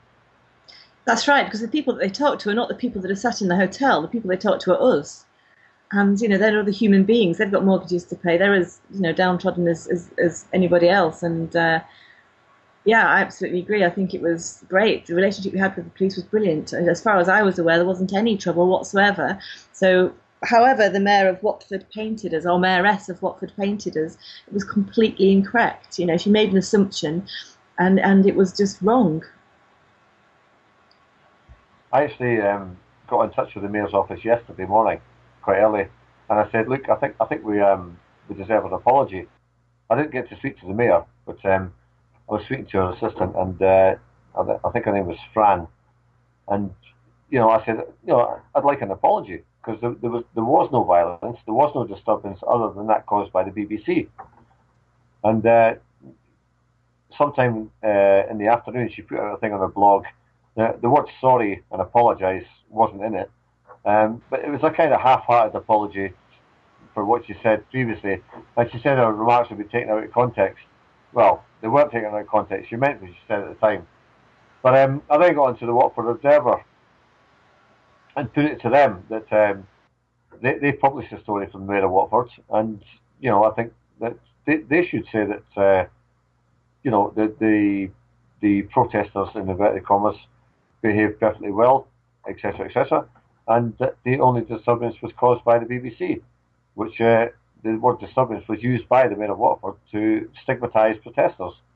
And the Watford Observer was sent some videos of the BBC actually being thrown out of the premises, and perhaps in tomorrow's edition of the Watford Observer we may see a story from Mr. Endley, who was covering the Bilderberg event, and if not, possibly the week after. But if nothing appears, I think we certainly need to get onto BBC Three Counties Radio and bombard them with phone calls to the switchboards, possibly sometime next week, and put it to them that they were very disingenuous with their cover, because they were actually at Bilderberg in the protesters' compound, and asked, flood to keep their switchboard and actually get across the point that the only people that caused disturbance at the Bilderberg protest were the BBC themselves. I think we really need to do that. Yeah, I mean, it's not going to. I don't know where it would get reported. Really, certainly the Mayoress of Watford has in her interest sort of to keep the BBC happy, because she is constantly in the business of working at getting re-elected again. So she's not going to want to sort of fall out with the local BBC radio or television. So hopefully, Touchwood, it will appear in the local Watford paper, and some of the residents can see exactly what the BBC is like. And also, so once it's in the paper, presumably be electronically on their website as well, we can sort of get that circulated round. And I say, a freedom of information request to the BBC to actually find out who was there, who decided it would be a good idea to do this, what policy decision was made on sending people dressed up to behave in an antagonistic way and to misreport. If you're still paying your TV license, that's your money that's being spent, and like that. And we were protesting, but actually we were disagreeing more than anything else. We weren't. I certainly wasn't anyway, but there were people there that were shouting, but I think I was so strongly disagreeing and not consenting to what was going on in that hotel. To label somebody protester, it does actually imply there's going to be violence there. So I would be keen, like you say, to see definitely a retraction, if not an apology of what the assumption she made of us. And I don't. Why she would ever assume that people disagreeing with Bilderberg are violent, because there hasn't been any disagreeers or protesters, because historically people haven't sort of gone, and it's only really been in the past sort of 4 years, I think, where the numbers have started building up. Now we've got this sort of roving mobile technology that we could take to sites like that, and certainly the one that I was most aware of more than anything was Chantilly one last year, and I think the year before they might have been in Switzerland. I can remember seeing Luke Wadowski sort of go over there, but it's the nature of the event has now changed, and we were there at the test bed for it. So yes, if it's in Europe next year, I think I might be interested in going and seeing what it's going to be like. But it's been a very bizarre, but quite positive in some ways, week this past week. I was glad I went anyway. Yeah, I mean we've identified, like, everybody knows Bilderberg is Bilderberg, and I'm starting to think that it's put on as the Bilderberg thing to detract from all the other meetings that are going on around the world, on any given Sunday, if you like. And everybody's focused on Bilderberg, but there's so many other meetings going on. Not the G8, not the G20. These are all well publicised, but there's so many unpublicised meetings going on, which are the ones that don't have security, and that's the ones we need to really get to, and stick the cameras in their faces, to expose them, because we'll never get the chance to expose them with Bilderberg. I think that's just a red herring, really. I mean, you send in Hillary Clinton or these people, but they're just working for the people at the top. They're told to drive out the front door and get the photographs taken. Because if they weren't, they would have blacked out windows where you couldn't see in the car at all, and they wouldn't get the photographs taken. So they're kind of low level people, or they're just really arrogant, one way or another. But if these guys want to hide, they can hide anywhere in the world they want to. They don't have to have a public meeting where protesters are going to turn up. I think the whole thing has now become a circus. Mm. And as Mark Anderson from American Free Press said, excuse me, we really need to look at all the other meetings that are going on across the world, and focus on them, because Bilderberg is not the focus. Bilderberg's a distraction, I think, and the whole circus built around that in Watford, I think, is evidence of that. And I think if Charlie Skelton and his crew want to drag people all around the world covering this thing, then that's part of their job, to detract from all the other stuff that's going on. I mean, we had Google meeting in the Grove Hotel a couple of weeks before. That's an event that should have been covered by the alternative media. We should have been actually in the premises with cameras, because the security wasn't there. We actually had access to the hotel. We should have been in there. And this goes for all these kind of meetings. The Trilateral Commission meeting, they don't have that kind of security either. Like, I walked into there 2010, right into the hotel on Sunday, and had access to David Rockefeller. Now, they don't expect it, because that's not a really well publicised meeting. So we need to go where these guys are going and get in their face. That's what we need to do as the alternative media. There's no point following the BBC or ITV to Bilderberg, because you're never going to get anywhere. The BBC refused to talk to myself and Bangladesh, yet they were quite happy to talk to the Guardian newspaper, and quite happy to come in and make a spoof comedy sketch. I mean, there's no impartiality there. There's no, fairness. If the real serious BBC media won't talk to us, and yet they're prepared to send in clowns to make a comedy sketch, then that tells you all you need to know about the BBC. Well, Marcus is ageist that he was there, wasn't he? And he's ex-BBC, at least anyway, banker. But I think you're right, the Bilderberg will now be covered as a secret meeting, and it'll be almost like an organised opposition, the protests or the disagrees, and how we're managed. And you're absolutely right. The real people or the real decision making will not be done there. It'll just be false. I think the next one, I now that it's out, and it's pointless trying to think that any great decisions, I think, will ever come out of Bilderberg again, perhaps because I just think it will be behind closed doors somewhere else, like you say, out of sight. They could go anywhere in the world. Why would they want to come to Watford? Why didn't they go to Hawaii or somewhere really, really nice, And I always wondered as well why they'd come to such a populated area. If some terrorist activity had happened, you've got the M25 circling right round the hotel, one side of the hotel, and it was easily accessible by loads of people. Obviously, they wanted it there. I think this event has been planned. Hundreds and hundreds of people turned up. It was easily accessible, whereas a remote hotel in Scotland probably wouldn't have had the same effect. They wouldn't have been able to organise the protest pen, the Fringe Festival, because I just don't think the numbers would have turned up. So, right from day one, when I heard it was in Watford, it's so populated there. Why would they have it there? And obviously, there was a reason. Yeah, I mean, all they have to do is these guys are multi-billionaires. I mean, they could have it on a ship, and there is no terrorists for it. How about a ship? As you say, it could be harboured off Hawaii. It could be anywhere in the world, and nobody would even notice there. And they could have a helicopter pad. They could have whatever. And I think the whole Bilderberg thing has now become just a distraction. It's just somewhere where the alternative media are now being suckered into covering when it's irrelevant, really. And these guys are meeting all year round elsewhere, and they're probably meeting in Watford to have a party. They just have a big party and laughing at everybody, all the peasants down in the fields, being surrounded by jugglers and clowns and pot-smoking hippies. I mean, that's never going to affect them, is it? No, and I thought it was interesting when Clem Clark was talking about it in the House of Commons on Monday, and he said, we didn't even talk about the protesters outside.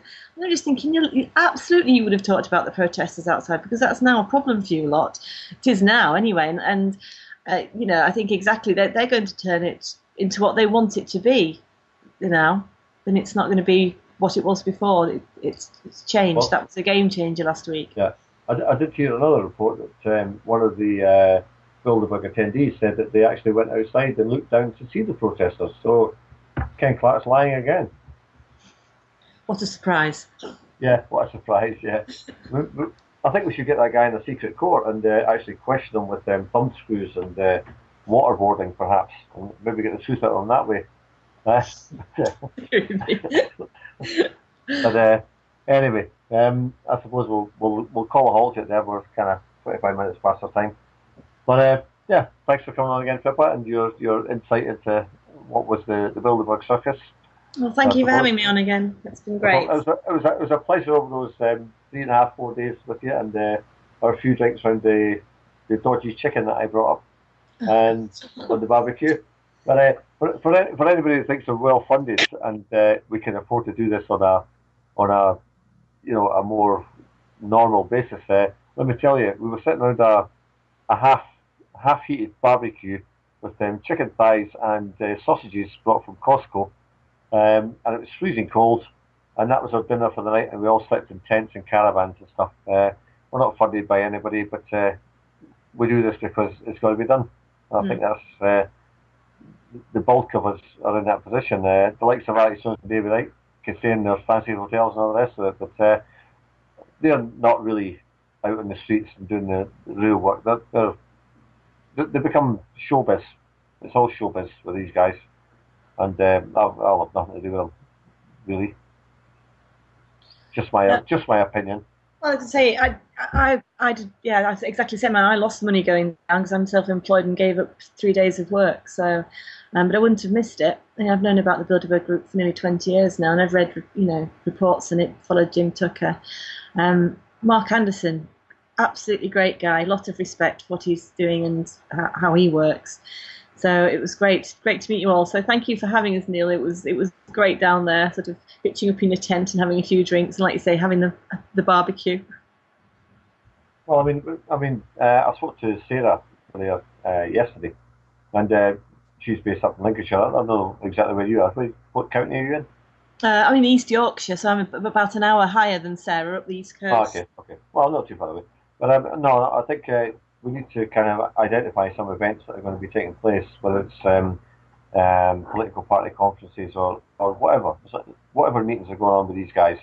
And I think we should coordinate ourselves and get there with cameras and stuff, and that actually, get to them face to face and put them on the spot, because there's something you could never do at Bilderberg. No, that's right. And Luke Rudowski, when he gave his talk on the grassy knoll, had said that 90% of his time is spent on the computer researching where these people are going to be, and that the bit that we see on his YouTube channel is this sort of 10% of when he gets out there and actually manages to meet them. So there's a lot of research involved, but I think you're right, actually. Sticking a camera in their faces and making them accountable is what I'd like to see more of. Yeah, absolutely. And for anybody out here who happens to be a multi-millionaire, we do all this for nothing, and as Pippa King said, we do this for nothing, and we lose money on it. And everybody involved in the Bilderberg weekend who was down in the tents and the caravans actually spent their own money doing this because we believe it has to be done. So if there's any multi-millionaires out there who wish to donate some money to a good cause, then we'll quite happily take it off you. But I doubt they're listening. But you never know. Okay, thanks very much, Pippa. And as I say, we should keep an eye on what's going on between all our locations, between Wick and Bristol, Brian down in Plymouth, Sarah up in Lincoln, and yourself. And if there's something serious going on, I think we should coordinate ourselves and get there and do something about it. Agreed. Yeah. Okay. Great stuff. Thank you, Neil. Thank you, Rick. Okay. Cheers. Rick's in the background, but he might come in. No, he won't. Okay, thanks very much for that, and we'll talk again, I'm sure. Okay, take care. Bye. Cheers. Now, if Rick is listening, we're going to put on the a rather enjoyable interview from my perspective, and that the people I was interviewing hadn't a clue what they were talking about, and they professed to be representing the Communist Party. So that's coming up right after this broadcast, and there's a couple of laughs in there. For anybody that knows what they're talking about, to look at this guy, the Communist Party, who thinks he knows what he's talking about, it should be quite entertaining. I'm sorry about the amateur camera work, not the camera work, sorry, the amateur interviewer myself, jumping in front of the interviewee and etc. But it's the first time I've ever done this kind of thing, and well, what the hell, you know, it was done the spirit of the moment, and yeah, it's just entertainment, if you like. We'll say goodbye. Next week I believe we have Paul Craig Roberts on the program, on the broadcast. In the coming weeks we hope to have Urian Masson of Explorers Reports, also Barry Trower, who we discussed earlier, and working on a few other guests. I don't know if Rick's going to go with a piece of music and then go into the interview with the Communist Party, or straight into the Communist Party, who knows. So until next week, good night from me and Pippa and all the other guests that will be on tonight, and see you next week. Cheers. Bye. Okay, let's go. Okay, we have here the Watford District Trades Council, and I can't quite see what's on that flag. The Communist Party. Okay, right. Okay, so my first question to you has to be: are you here as a supporter or a protester against Bilderberg? I'm a protester. Absolutely, a protester. Sure? Are you sure? Right. Okay. Well, let me put it. Let me put it to you. That. Well, I'll ask you first. What is it you're actually protesting? Neoliberalism. Just that, and what it's doing to social democracy. And would you define social democracy? Define social democracy? Well, basically Keynesian economics. Okay, so you would class the people at the top of the hill as capitalists, would you? Absolutely, yes. Well, if I was representative of capitalist organisations or politicians that are in favour of neoliberalism. Right, well, if I was to say to you they're actually fascists who are in that hotel, yes, what would you say to that? I'm not convinced about them being fascist, but I think if there was a role in that direction, they would certainly jump on the bandwagon. Well, I'll put it to you that Mussolini's own definition of fascism was corporate fascism. I know. So I'm open to that. Yes, I'm open to that. Okay, so what we have, by definition, are corporations up on the hill up there, who are controlling, manipulating governments, actually running countries. Yes. So they are, by definition, corporate fascists. Yes, that's fair enough. Yeah, okay. I think so. Or mafia, or international mafia that we, because it's secret, probably don't know that much about. I mean, that happens to be secret. I mean, I understand when they get there, these members that are attending have to almost swear some sort of oath that it's got to be secret. They're not to say to anybody. And indeed, the press haven't been allowed in. Okay, of course, they're under Chatham House rules. There are no minutes taken, there are no recordings of anything. No, well, when you say there are no press allowed in, there are actually the head editors of the types of Washington Post, New York Times are up there. Yes. Well, I mean, they're running businesses, aren't they? Well, they're getting their orders about what they can and cannot report.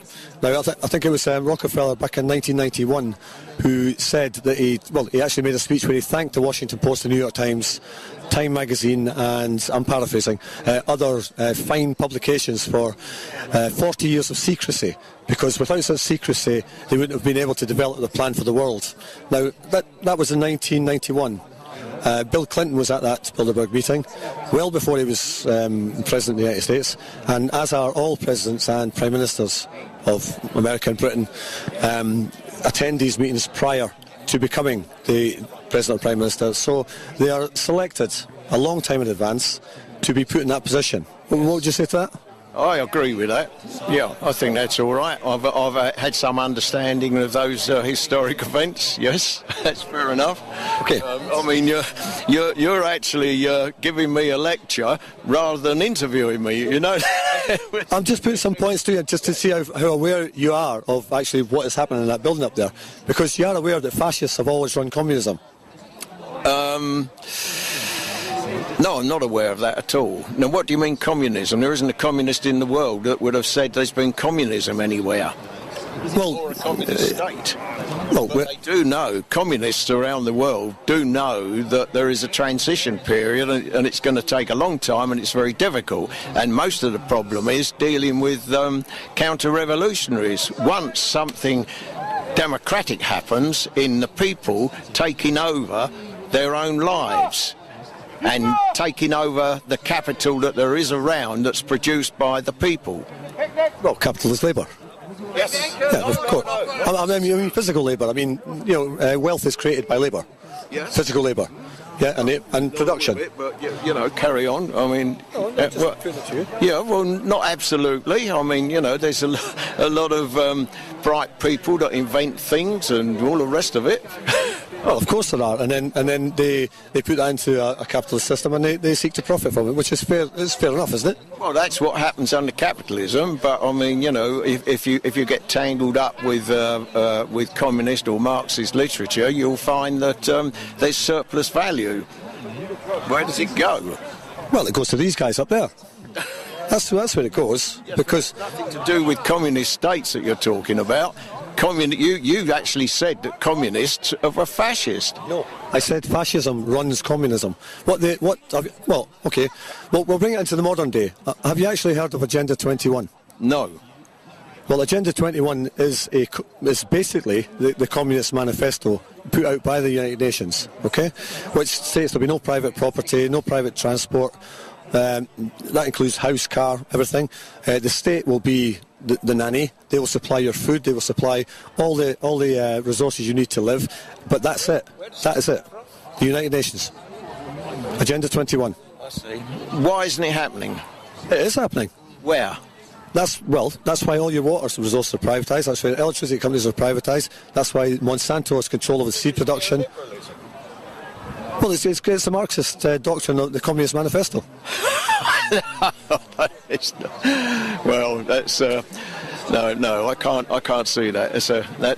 That's a line I think is somewhere along the line distorted. Who funded communism? Who funded communism? What communism? I've just explained. There has been no communism. What funded the Soviet system then? The resources in the land once the people were able to use it freely and democratically. Who funded Karl Marx? What, in wine, do you mean? Because that would have been Engels, who was a capitalist. Who funded him financially? Well, you tell me, you see. Western bankers. Western bankers, right. That's why he's buried in London. Yes, I see, yeah. Who funded Hitler? Who funded Hitler?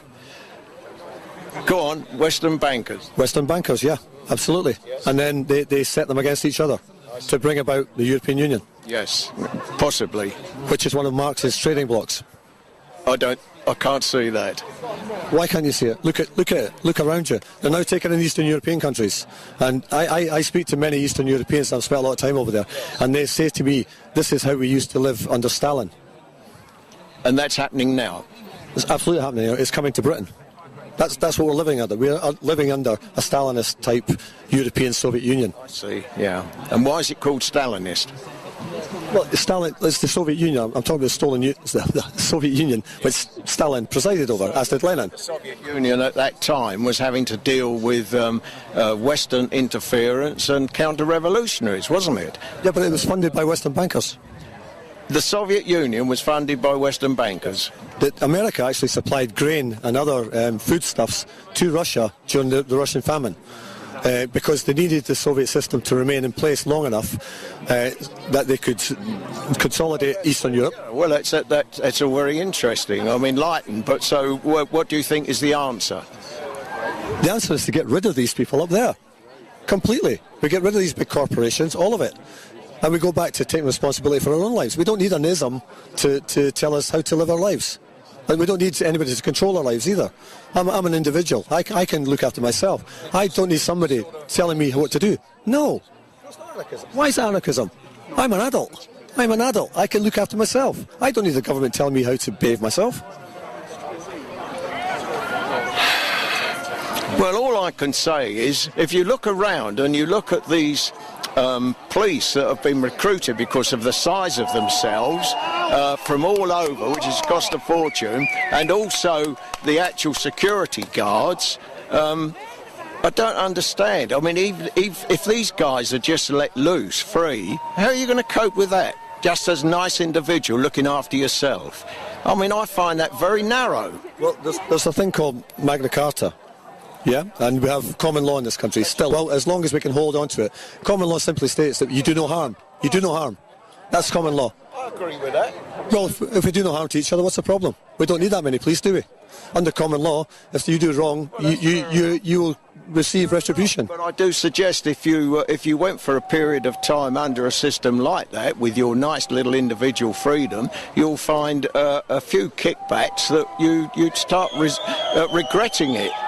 So you're against individual. So you're against individual freedom. No, I'm not against individual freedom. I'm not saying that. I'm just saying that you on your path, you're going to have to be aware of where you're going. Because it seems a bit utopian. It seems a bit idealistic. Actually, It's a bit romantic, indeed. I mean, you know, for somebody waving the hammer and sickle with the Communist Party on it, who doesn't know about Agenda 21, you really need to do a bit of reading. Because the United Nations was set up by the same bankers who funded Hitler and Stalin. That's the League of Nations. And they created and funded wars to bring that about. And they're doing it right now again for a world government. I had Michael Meacher here yesterday admit that was a world government after he'd spoken about democracy for 20 minutes. And I said to him, well, how can there be democracy if you're telling me that's a world government? Democracy's dead. Because nobody here voted for it. Yeah, well, I can agree with that. Yeah. Right, well, I'm not, so what? I'm not personally. I'm not trying to badger you, but I would really suggest that you look at Agenda 21. It's not. But I don't know what I can do about it, and I don't know what advanced sort of political thinking from a socialist advantage can do about it in the circumstances. Well, I'm not saying that socialism is bad. There's a certain brand of it is okay, but the brand that has been given to us now is far from okay, and we all have to look. What is that? What is the brand of socialism that's given to us today? We are getting Stalinist communism. That's what we're getting. Where? The European Union. The European Union, oh, for God's sake, the European Union. I mean, what? I mean, that is it up there. They created it. Yes, and they're maintaining it and defending it, and they're going to make it even stronger. And it's this word austerity. Yeah. Well, austerity is only a term that's ever been used in war before. Now, would you agree that war has been perpetrated on the people? Well, the last war, the Second World War, was probably the only time that I know that capitalism became democratic in some sense. Well, as I said to you just a minute ago, the First World War was brought about by, obviously by the so-called assassination of Prince Ferdinand by a Rothschild agent, and they needed the First World War to get the League of Nations, which is what they wanted, which is the prototype world government. Then the Arab nations at that time realised they were going to be screwed over and decided not to sign up to it. So the powers that be decided that we need another war to bring in the United Nations, and that's where we are today. And now, where we are is we're going to austerity, complete economic collapse, and they'll come up with a solution down the road that was, well, you know, the European Union didn't work, but what the solution is that we need a world government now to take care of everybody, the global nanny state under a communist diktat. I can't answer it. In fact, I haven't heard anything like this before. I don't know where you get it from. It seems to me that I don't know what you read. I don't know where you get your information from. I read the history books that these guys in that hotel write themselves. Well, that's interesting. I know that history can be bent one way or another according to what time it's written and who writes it. I understand that. But why have you listened so intently? Because I care about my family. I care about my family. I have children, grandchildren, and I don't want them living under a communist socialist regime. So what do you want them living under? I want them to be free to do what they want to do, within the tenets of do no harm. That's it. Well, that's very good. I wish you luck. I wouldn't mind it coming about tomorrow. But I do see that there's avenues which are a bit risque at the moment once you establish a society like that. Oh, you probably won't call it a society, though, will you? What would you call it? Of course it's a society. It's a corrupt society. I mean, there is no cohesion in it. What you're advocating is a corrupt one? The society we live in is completely corrupt from top down, not from the bottom up, from top. Are the people in your new society that won't be corrupt? Are the people that won't be, I don't know, possibly a bit mentally retarded to the extent they might be dangerous? What would you do then to your free-loving life with your children? There are always going to be lawbreakers in any society, and we have to deal with them in a legal, lawful manner. We have our own police services. Around a mass of the nice people. Look, we've had enough of this. We use the courts. We use the courts the way they're supposed to be used, and use the sound laws that are already in place under common law. Basically, do no harm in your actions. Do no harm to people or property. That covers everything. It covers everything. If the courts were working properly, we wouldn't have such a violent society because these people would not be in the streets. Well, you know about it, and you're well versed in it. How are you going to get this sort of way of life and your thoughts, which might be very grand, over to the mass of the people? That's what we're trying to do. We do into me. No, we didn't start with you. I've been doing this a long, long time. You just happen to be here. You just happen to be here with your flag, so I thought I'd come over and talk to you.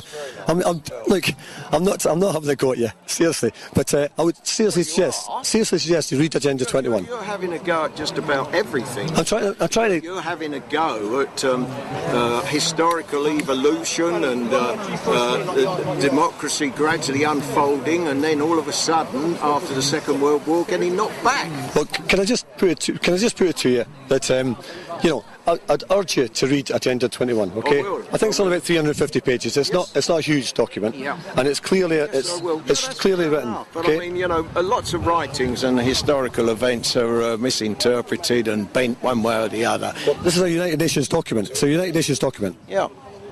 Okay. Yeah. Okay. It's been a pleasure. No, it hasn't. No, I don't think so. Because it's a frank exchange of views, isn't it? Well, not really, because you're a highly educated person, obviously. Well, I didn't see you weren't.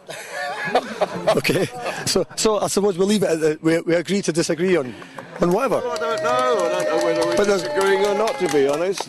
But there's no harm done. There's no harm done. We're having a discussion. I don't think so at all. Okay. Thank you very much. Thank you very much.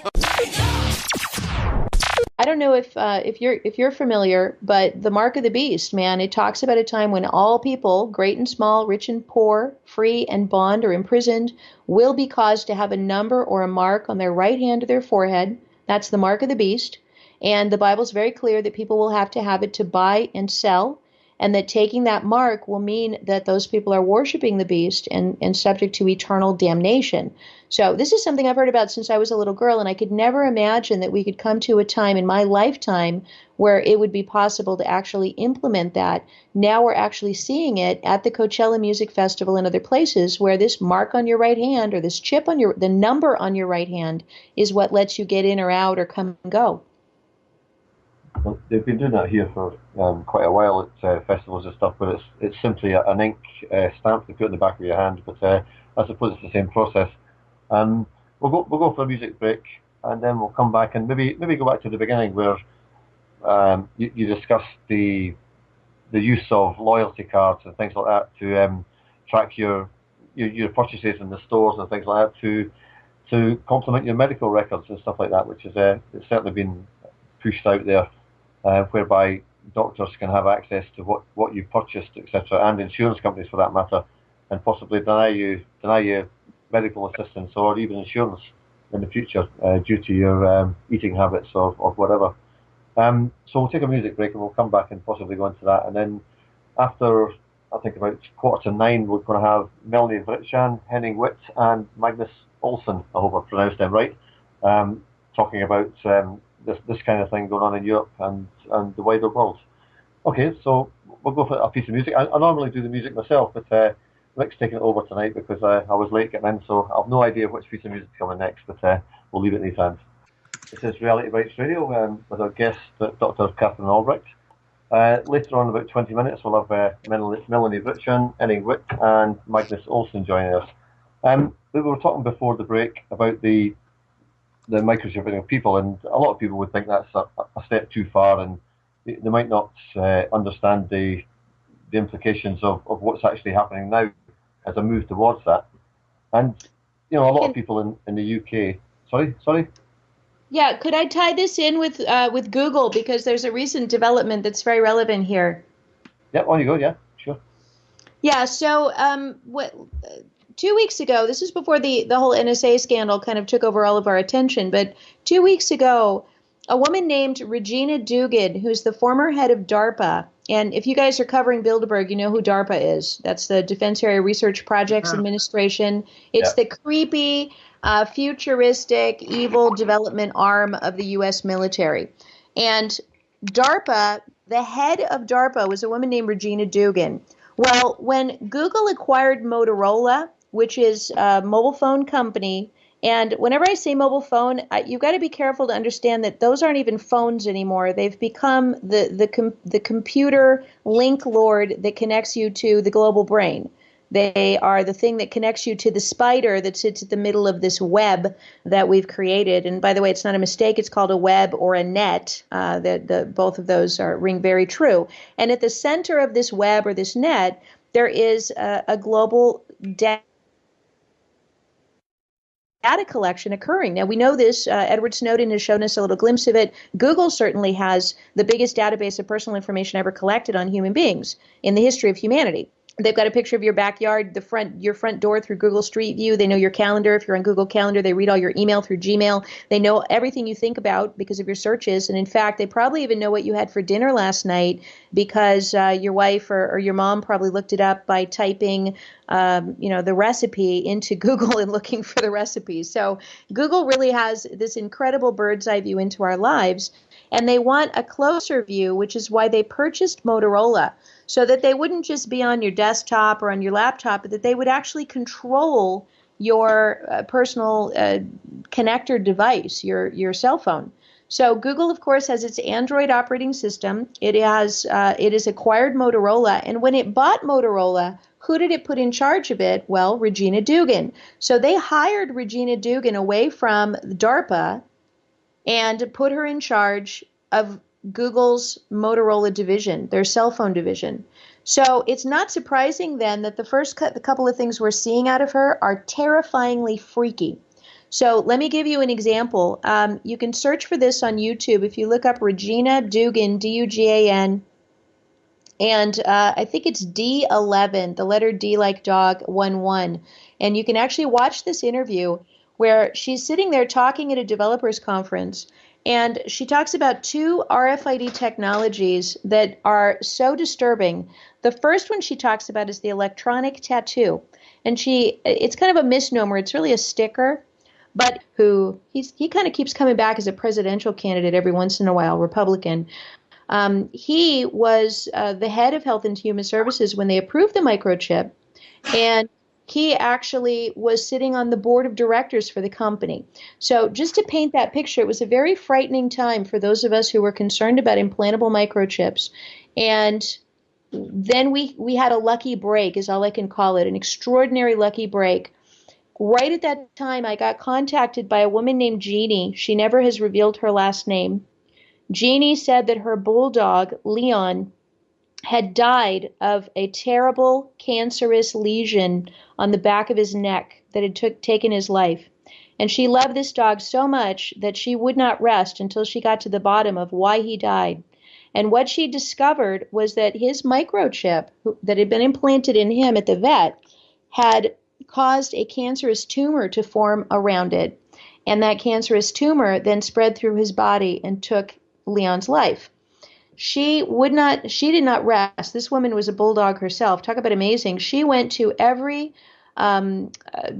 journal in the world trying to get them to research this, to do the toxicology report, to look at the oncology report, and to write this up.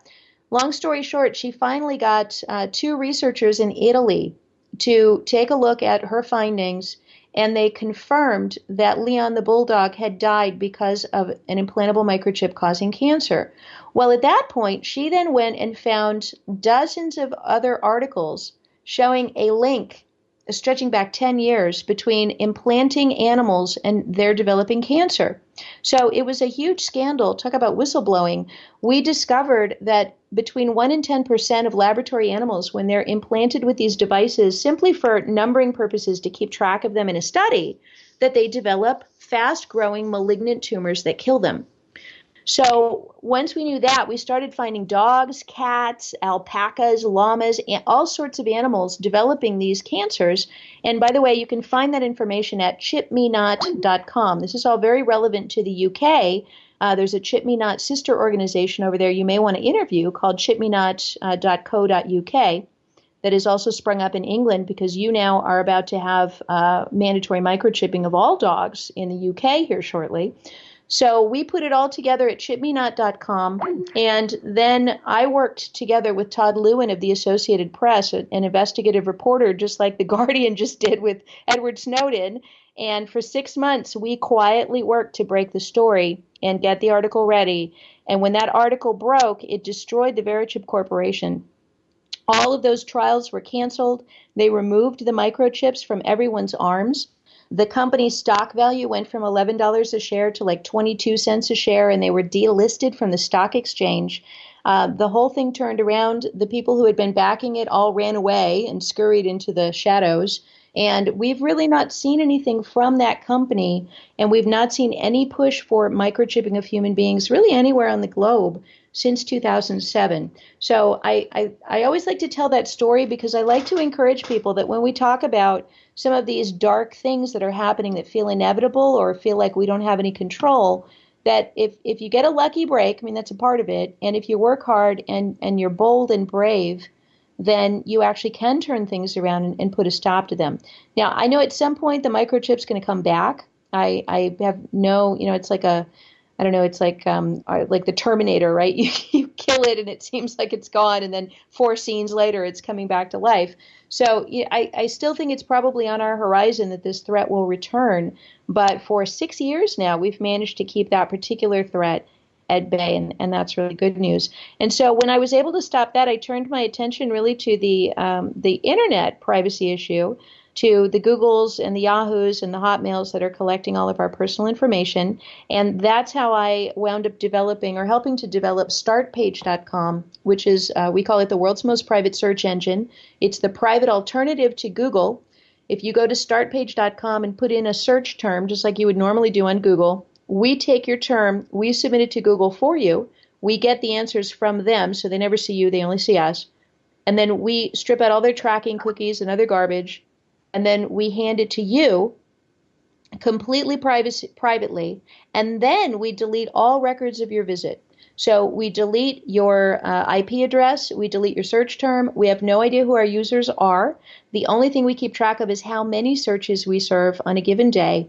And the amazing news in light of the PRISM scandal and Edward Snowden's heroic action of telling us about what the NSA is illegally doing in my country, we have gone from 2.6 million searches a day to 3.4 million, a massive increase, literally overnight. So we're on fire right now, hopping, and it's a pretty exciting time for us. It is a flexible RFID tag that can be actually affixed onto the flesh, so that every place you go, you are transmitting your unique ID number right through the sticker or the electronic tattoo on your body. Then she goes on and talks about something even more disturbing, which she calls vitamin authentication that gives you superpowers. And what this is, and I would think it was science fiction if I hadn't watched it with my own eyes, but this is a serious thing. They have developed a pill that contains a microchip, just like what I was describing you can implant into someone's body. They have found a way to put it into a pill, and once it's in the pill and you swallow it, then it interacts with the acids in your stomach to create a weak battery field, because batteries are based on acid. You have acid in your stomach. The acid in your stomach creates a battery that powers this pill that you've swallowed to transmit through your flesh. And as she puts it, your arms become antennas, your hands become alligator clips, and everything you touch receives your unique ID number, your authentication number, because it's literally emitting from your fingertips. And as this thing works its way through your body, obviously it comes out the other end before too long.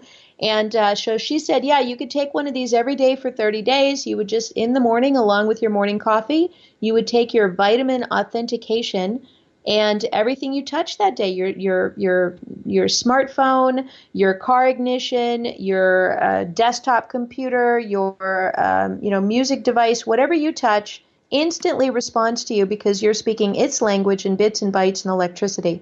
So, we've kind of gone from this idea that an injector device would inject a chip into you, which we know causes cancer, to now this new thing where now they're talking about other ways of getting you comfortable with having it inside your body. And if you haven't seen it yet, you should take a look at the Verizon DNA commercial. I'm sure it's available online. And in this commercial, you actually see a guy getting strapped into a very futuristic operating into a chair. And then this injector device comes along and it injects something into his arm. And what it injects into him is Verizon DNA. And you see, I mean, it's animated, but you see like the actual DNA structure of this man's body changing because of its interaction with the technology, and they're morphing. So crazy stuff to have these two things, coming together. And I believe that there are spiritual elements to this, that as the Bible tells us, we're not just battling flesh and blood, but we're battling spiritual powers and principalities, that there is something very, very dark in these technologies, and they want to consume us. They want to merge with us and take us over and be one with us or have us be one with them. And just to take this to the next level, in about 2 weeks, I'm going to be at a conference. I'm actually one of the conference organizers for the IEEE Engineering Conference up in Toronto, Canada. And the keynote speaker there is a man named Ray Kurzweil. Ray Kurzweil wrote the book The Singularity. He's a multimillionaire inventor. And he has written about and practically preaches about the day when we will merge with our machines, when the technology and we will become one, when we can get rid of these meat packages we call bodies, and we can just soar off into the cosmos as pure a mental energy as part of our internet connection, and we'll all just live in this virtual world. It's very disturbing, the singularity that he describes when we unify with the technology. And you would think that that's just kind of crazy science fiction and you'd shrug it off, except for one thing. Google just hired him to be their head of engineering for Google. And so you say, well, wait a minute, why is Google hiring all these freaky people? They're hiring, Ray Kurzweil, Singularity guy, to make us one with the machines. They're hiring Regina Dugan, the former head of DARPA, to put the machines literally inside of us. They're hiring, and then when you ask Larry and Sergey, what do you want Google to become? A couple of years ago, they answered that question and they said, like the mind of God. So, these are not little companies that are just trying to make a buck and get through the day and people doing their jobs. This is like a big spiritual thing that is coming. And I said earlier that there's a reason why they call it the web, or a reason why they call it the net. Where there's a web, there is a spider. And where there is a net, there is a predator and there is prey. And I think we all are beginning to feel, especially with these new revelations of so much government spying through the technology, that these technologies may not be our friends in the long run. Well, of course, there's been a lot of movies out talking about pills. I think THX 1138 was a movie where you had to take your pill every day, and if you didn't take it, they could actually tell you hadn't taken it because it wasn't emitting the signal from your body to prove you'd taken it. And at the Bilderberg conference there last week, there was I can't remember his first name, Mr. Thiel, who was quite high up in the transhumanist movement. No lizards, no aliens, no nonsense. This is Reality Bytes in association with Sovereign Independent UK and One World Chronicle. Welcome to Reality Bytes Radio. Back on track from 4 days at Bilderberg and a lot of radio and media stuff going on there. Our guest tonight is Dr. Katherine Albrecht of spychips.com. I'll introduce Katherine in a minute and she can introduce herself and tell us what she's been up to lately and how she actually got into studying this kind of invasive technology. We'll also have Melanie Vritshan on later with some of her colleagues, I believe. But if I could just introduce Catherine. Are you there, Catherine? I am. It's great to be on with you today, Neil. Thanks very much. And I'm very conscious of my accent, so I'll try and speak as slowly as possible. I appreciate it. I met a lot of Scottish people at the Bilderberg protest, and my accent kind of speeded up then, so I need to kind of slow down again. But yeah, I think you were one of the first people I ever came across who was talking about the whole phenomenon of spy chips, RFID, in all sorts of areas of our everyday lives, from chips in clothing, loyalty cards, etc., etc. There's so many facets to this. Do you want to just tell the listeners who possibly haven't heard of you how you first got involved in this kind of research? Well, sure. I actually earned a doctorate from Harvard University studying consumer awareness about privacy issues. At that time, I had already been a privacy advocate for about 7 years, and I really got started because of the supermarket cards. In fact, boycotttesco.com is my website. So I know all about Tesco. I've been to Tesco's. I've toured their RFID facilities there. I've been to Marks and Spencer's. I'm actually pretty well versed in how the UK is implementing RFID technology. Spent some time over there taking a look at those major chains. And what I discovered was that the biggest corporations on the globe, including retailers and companies like Procter & Gamble and Bank of America and, you name it, were all involved in trying to secretly find a way to incorporate tracking devices into consumer products instead of or in addition to barcodes. And when I say secretly, it's kind of hard to believe that, but there was a time when I kind of felt like Edward Snowden, where I was sitting in particular meetings where some of the most powerful corporate executives on the globe were talking about how to get major decision makers and lawmakers into their inner circle so that they could move forward with this plan to basically spy chip the entire planet and everything on it. So that led to the publication of the book I co-authored with Liz McIntyre called Spy Chips, How Major Corporations and Government Plan to Track Your Every Move with RFID. We launched boycottbenetton.com, boycottgillette.com, and boycotttesco.com. We did a lot of... Can you hear me? Yes, Henning here. So street level protests, testifying before state legislatures. I was invited to speak before the Royal Society of London, spoke to the EU, wrote all kinds of legislation and did a whole bunch of work trying to protect people from RFID. And for the most part, that was effective, believe it or not. We were able to stop the microchipping, that's the implantation of microchips in human beings, back in 2007. And if people want to learn more about that, they can go to antichips.com. We discovered back in 2007, just to give you a sense of the microchipping of human beings and where that has been, back in 2006 and 2007, that technology was really poised to take off.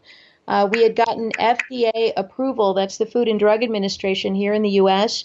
They approved the microchip, the Verichip, for implanting in human beings in their flesh. We had Blue Cross Blue Shield, which is a big insurance company over here, implanting people with microchips who had diabetes so that if they were ever unconscious, they could be identified in an emergency room. And then we had a place called the Alzheimer's Community Care Center in Florida implanting Alzheimer's patients with microchips as well, right into their upper arms. The company's stock was trading at about $11 a share, which was a record for them. The president of Colombia, a man named Alvaro Uribe, actually said to Senator Arlen Specter that he would be willing to microchip all Colombians before they came to the United States on a work permit. You had just some frightening things happening. In fact, the director of IT for Harvard University, a man named John Halamka, he actually came out and endorsed the RFID microchip. And the head of Health and Human Services, Tommy Thompson, Privacy Services. Well, the Edward Snowden case highlights the fact that we've all been spied on for a long, long time. And going back to the microchipping of humans, I don't know what happened with the Mexican police and the idiots in Spain who decided to get themselves chipped to get into nightclubs. But I don't know if any study was ever done on them for cancer or not, but it'd be interesting to find out, and if they're still actually doing it. I mean, would you have any information on that? Particularly, I suppose, the Mexican police that were microchips. You mean in Mexico, microchipping people in Mexico? This would be part of the Attorney General's office down there? Yeah, well, I think they said they were basically had to microchip police officers or they would lose their jobs. Yeah, that story actually was misreported on purpose, I think, by the Verichip Corporation to inflate their sales numbers. And in fact, I was the person who corrected that. I believe it was Reuters in Mexico who issued the first report that something like 55 people had been microchipped in the Attorney General's office in Mexico. I followed up. I'm actually fluent in Spanish. I used to live in Mexico. And so I called down there and spoke to their press office. And they clarified that it was just a handful of employees. And it was just an experimental program. And to the best of our knowledge, that program has been stopped. So sometimes things, this is an interesting field to work in, because whenever you're talking about microchipping human beings, people tend to exaggerate and kind of get the story wrong. I don't know why that is, but I've spent a lot of my time reassuring people that no, those terrible things you think are happening aren't happening. And then on the other hand, I have to turn around and say, yes, and these other terrible things that you want to say are conspiracy really are happening. So I'm always in kind of a tough place between a rock and a hard place, trying to keep people in line with what the facts are. Yeah, that's understandable. In terms of the promotion of chips as a medical aid to doctors and things for particularly like Alzheimer's patients and things like that. I mean, is that still being pushed on American TV? I did see the ads 6 or 8 months ago, but I don't know what the progress of that has been. I'm sorry, what was the question? Well, if they were promoting microchipping to help doctors with medical records of elderly patients who may have lost the records or whatever. No, but let me tell you where the microchip dangers are right now, because there are some very severe ones and they're important, and I think we need to really address where the threats are. So the implanting of microchips has pretty much been stopped. There are medical devices that do get implanted into people, pacemakers and breast implants and prosthetic devices and such. And those may or may not contain an identification microchip. But as far as just injecting a little capsule of a microchip for payment purposes or ID purposes, I'm not aware really of that happening to anyone right now. What is happening, though, is there's a conditioning process occurring across the United States and around the world to get people to not think of microchips as creepy, big brother, mark of the beast technology, but to think of them as cool and fun and exciting and modern and young and hip. And let me give you just a couple of examples of that. There's a big music festival that occurs every year in California called Coachella, Coachella. And the Coachella Music Festival, they like to build themselves as a modern-day Woodstock. You've got a place out in the middle of the desert. It's miles from the nearest city. It is, they bring in tents, they bring in, all of these stages, and they have music bands performing, and it's basically a big party over many, many days out in the desert. Well, starting last year, they began issuing people who go to this event an RFID wristband that they have to put on their right wrist, and they cannot remove it. If they remove it or tamper with it in any way, then they can be thrown out of the festival. So they have to put this on at their homes as they're driving away to the festival. And then a mile outside the festival, the local police have set up checkpoints. And so the police have a roadblock. They stop every car. They make the people in the car roll down the window and put out their right hand to be scanned to make sure that they have their RFID microchip on their right hand in order to go into this festival. And when they get to the festival, and by the way, it's this year, not only did they make all the concert goers do this, but the small community that lives around there, they made all of them wear one of these wristbands to even get to their own homes on a daily basis. And I know that there's a couple of groups here that are considering a lawsuit about that because they had to identify themselves to get to their own houses and wear these microchips. So once you get to the Coachella Festival, there's a portal, and it's almost like the anti-theft portals they have at Tesco's, where when you're walking through the door, you take your right hand, because that's where your microchip is, and you press it up to a circle on this vertical reader that has a picture of a right hand. And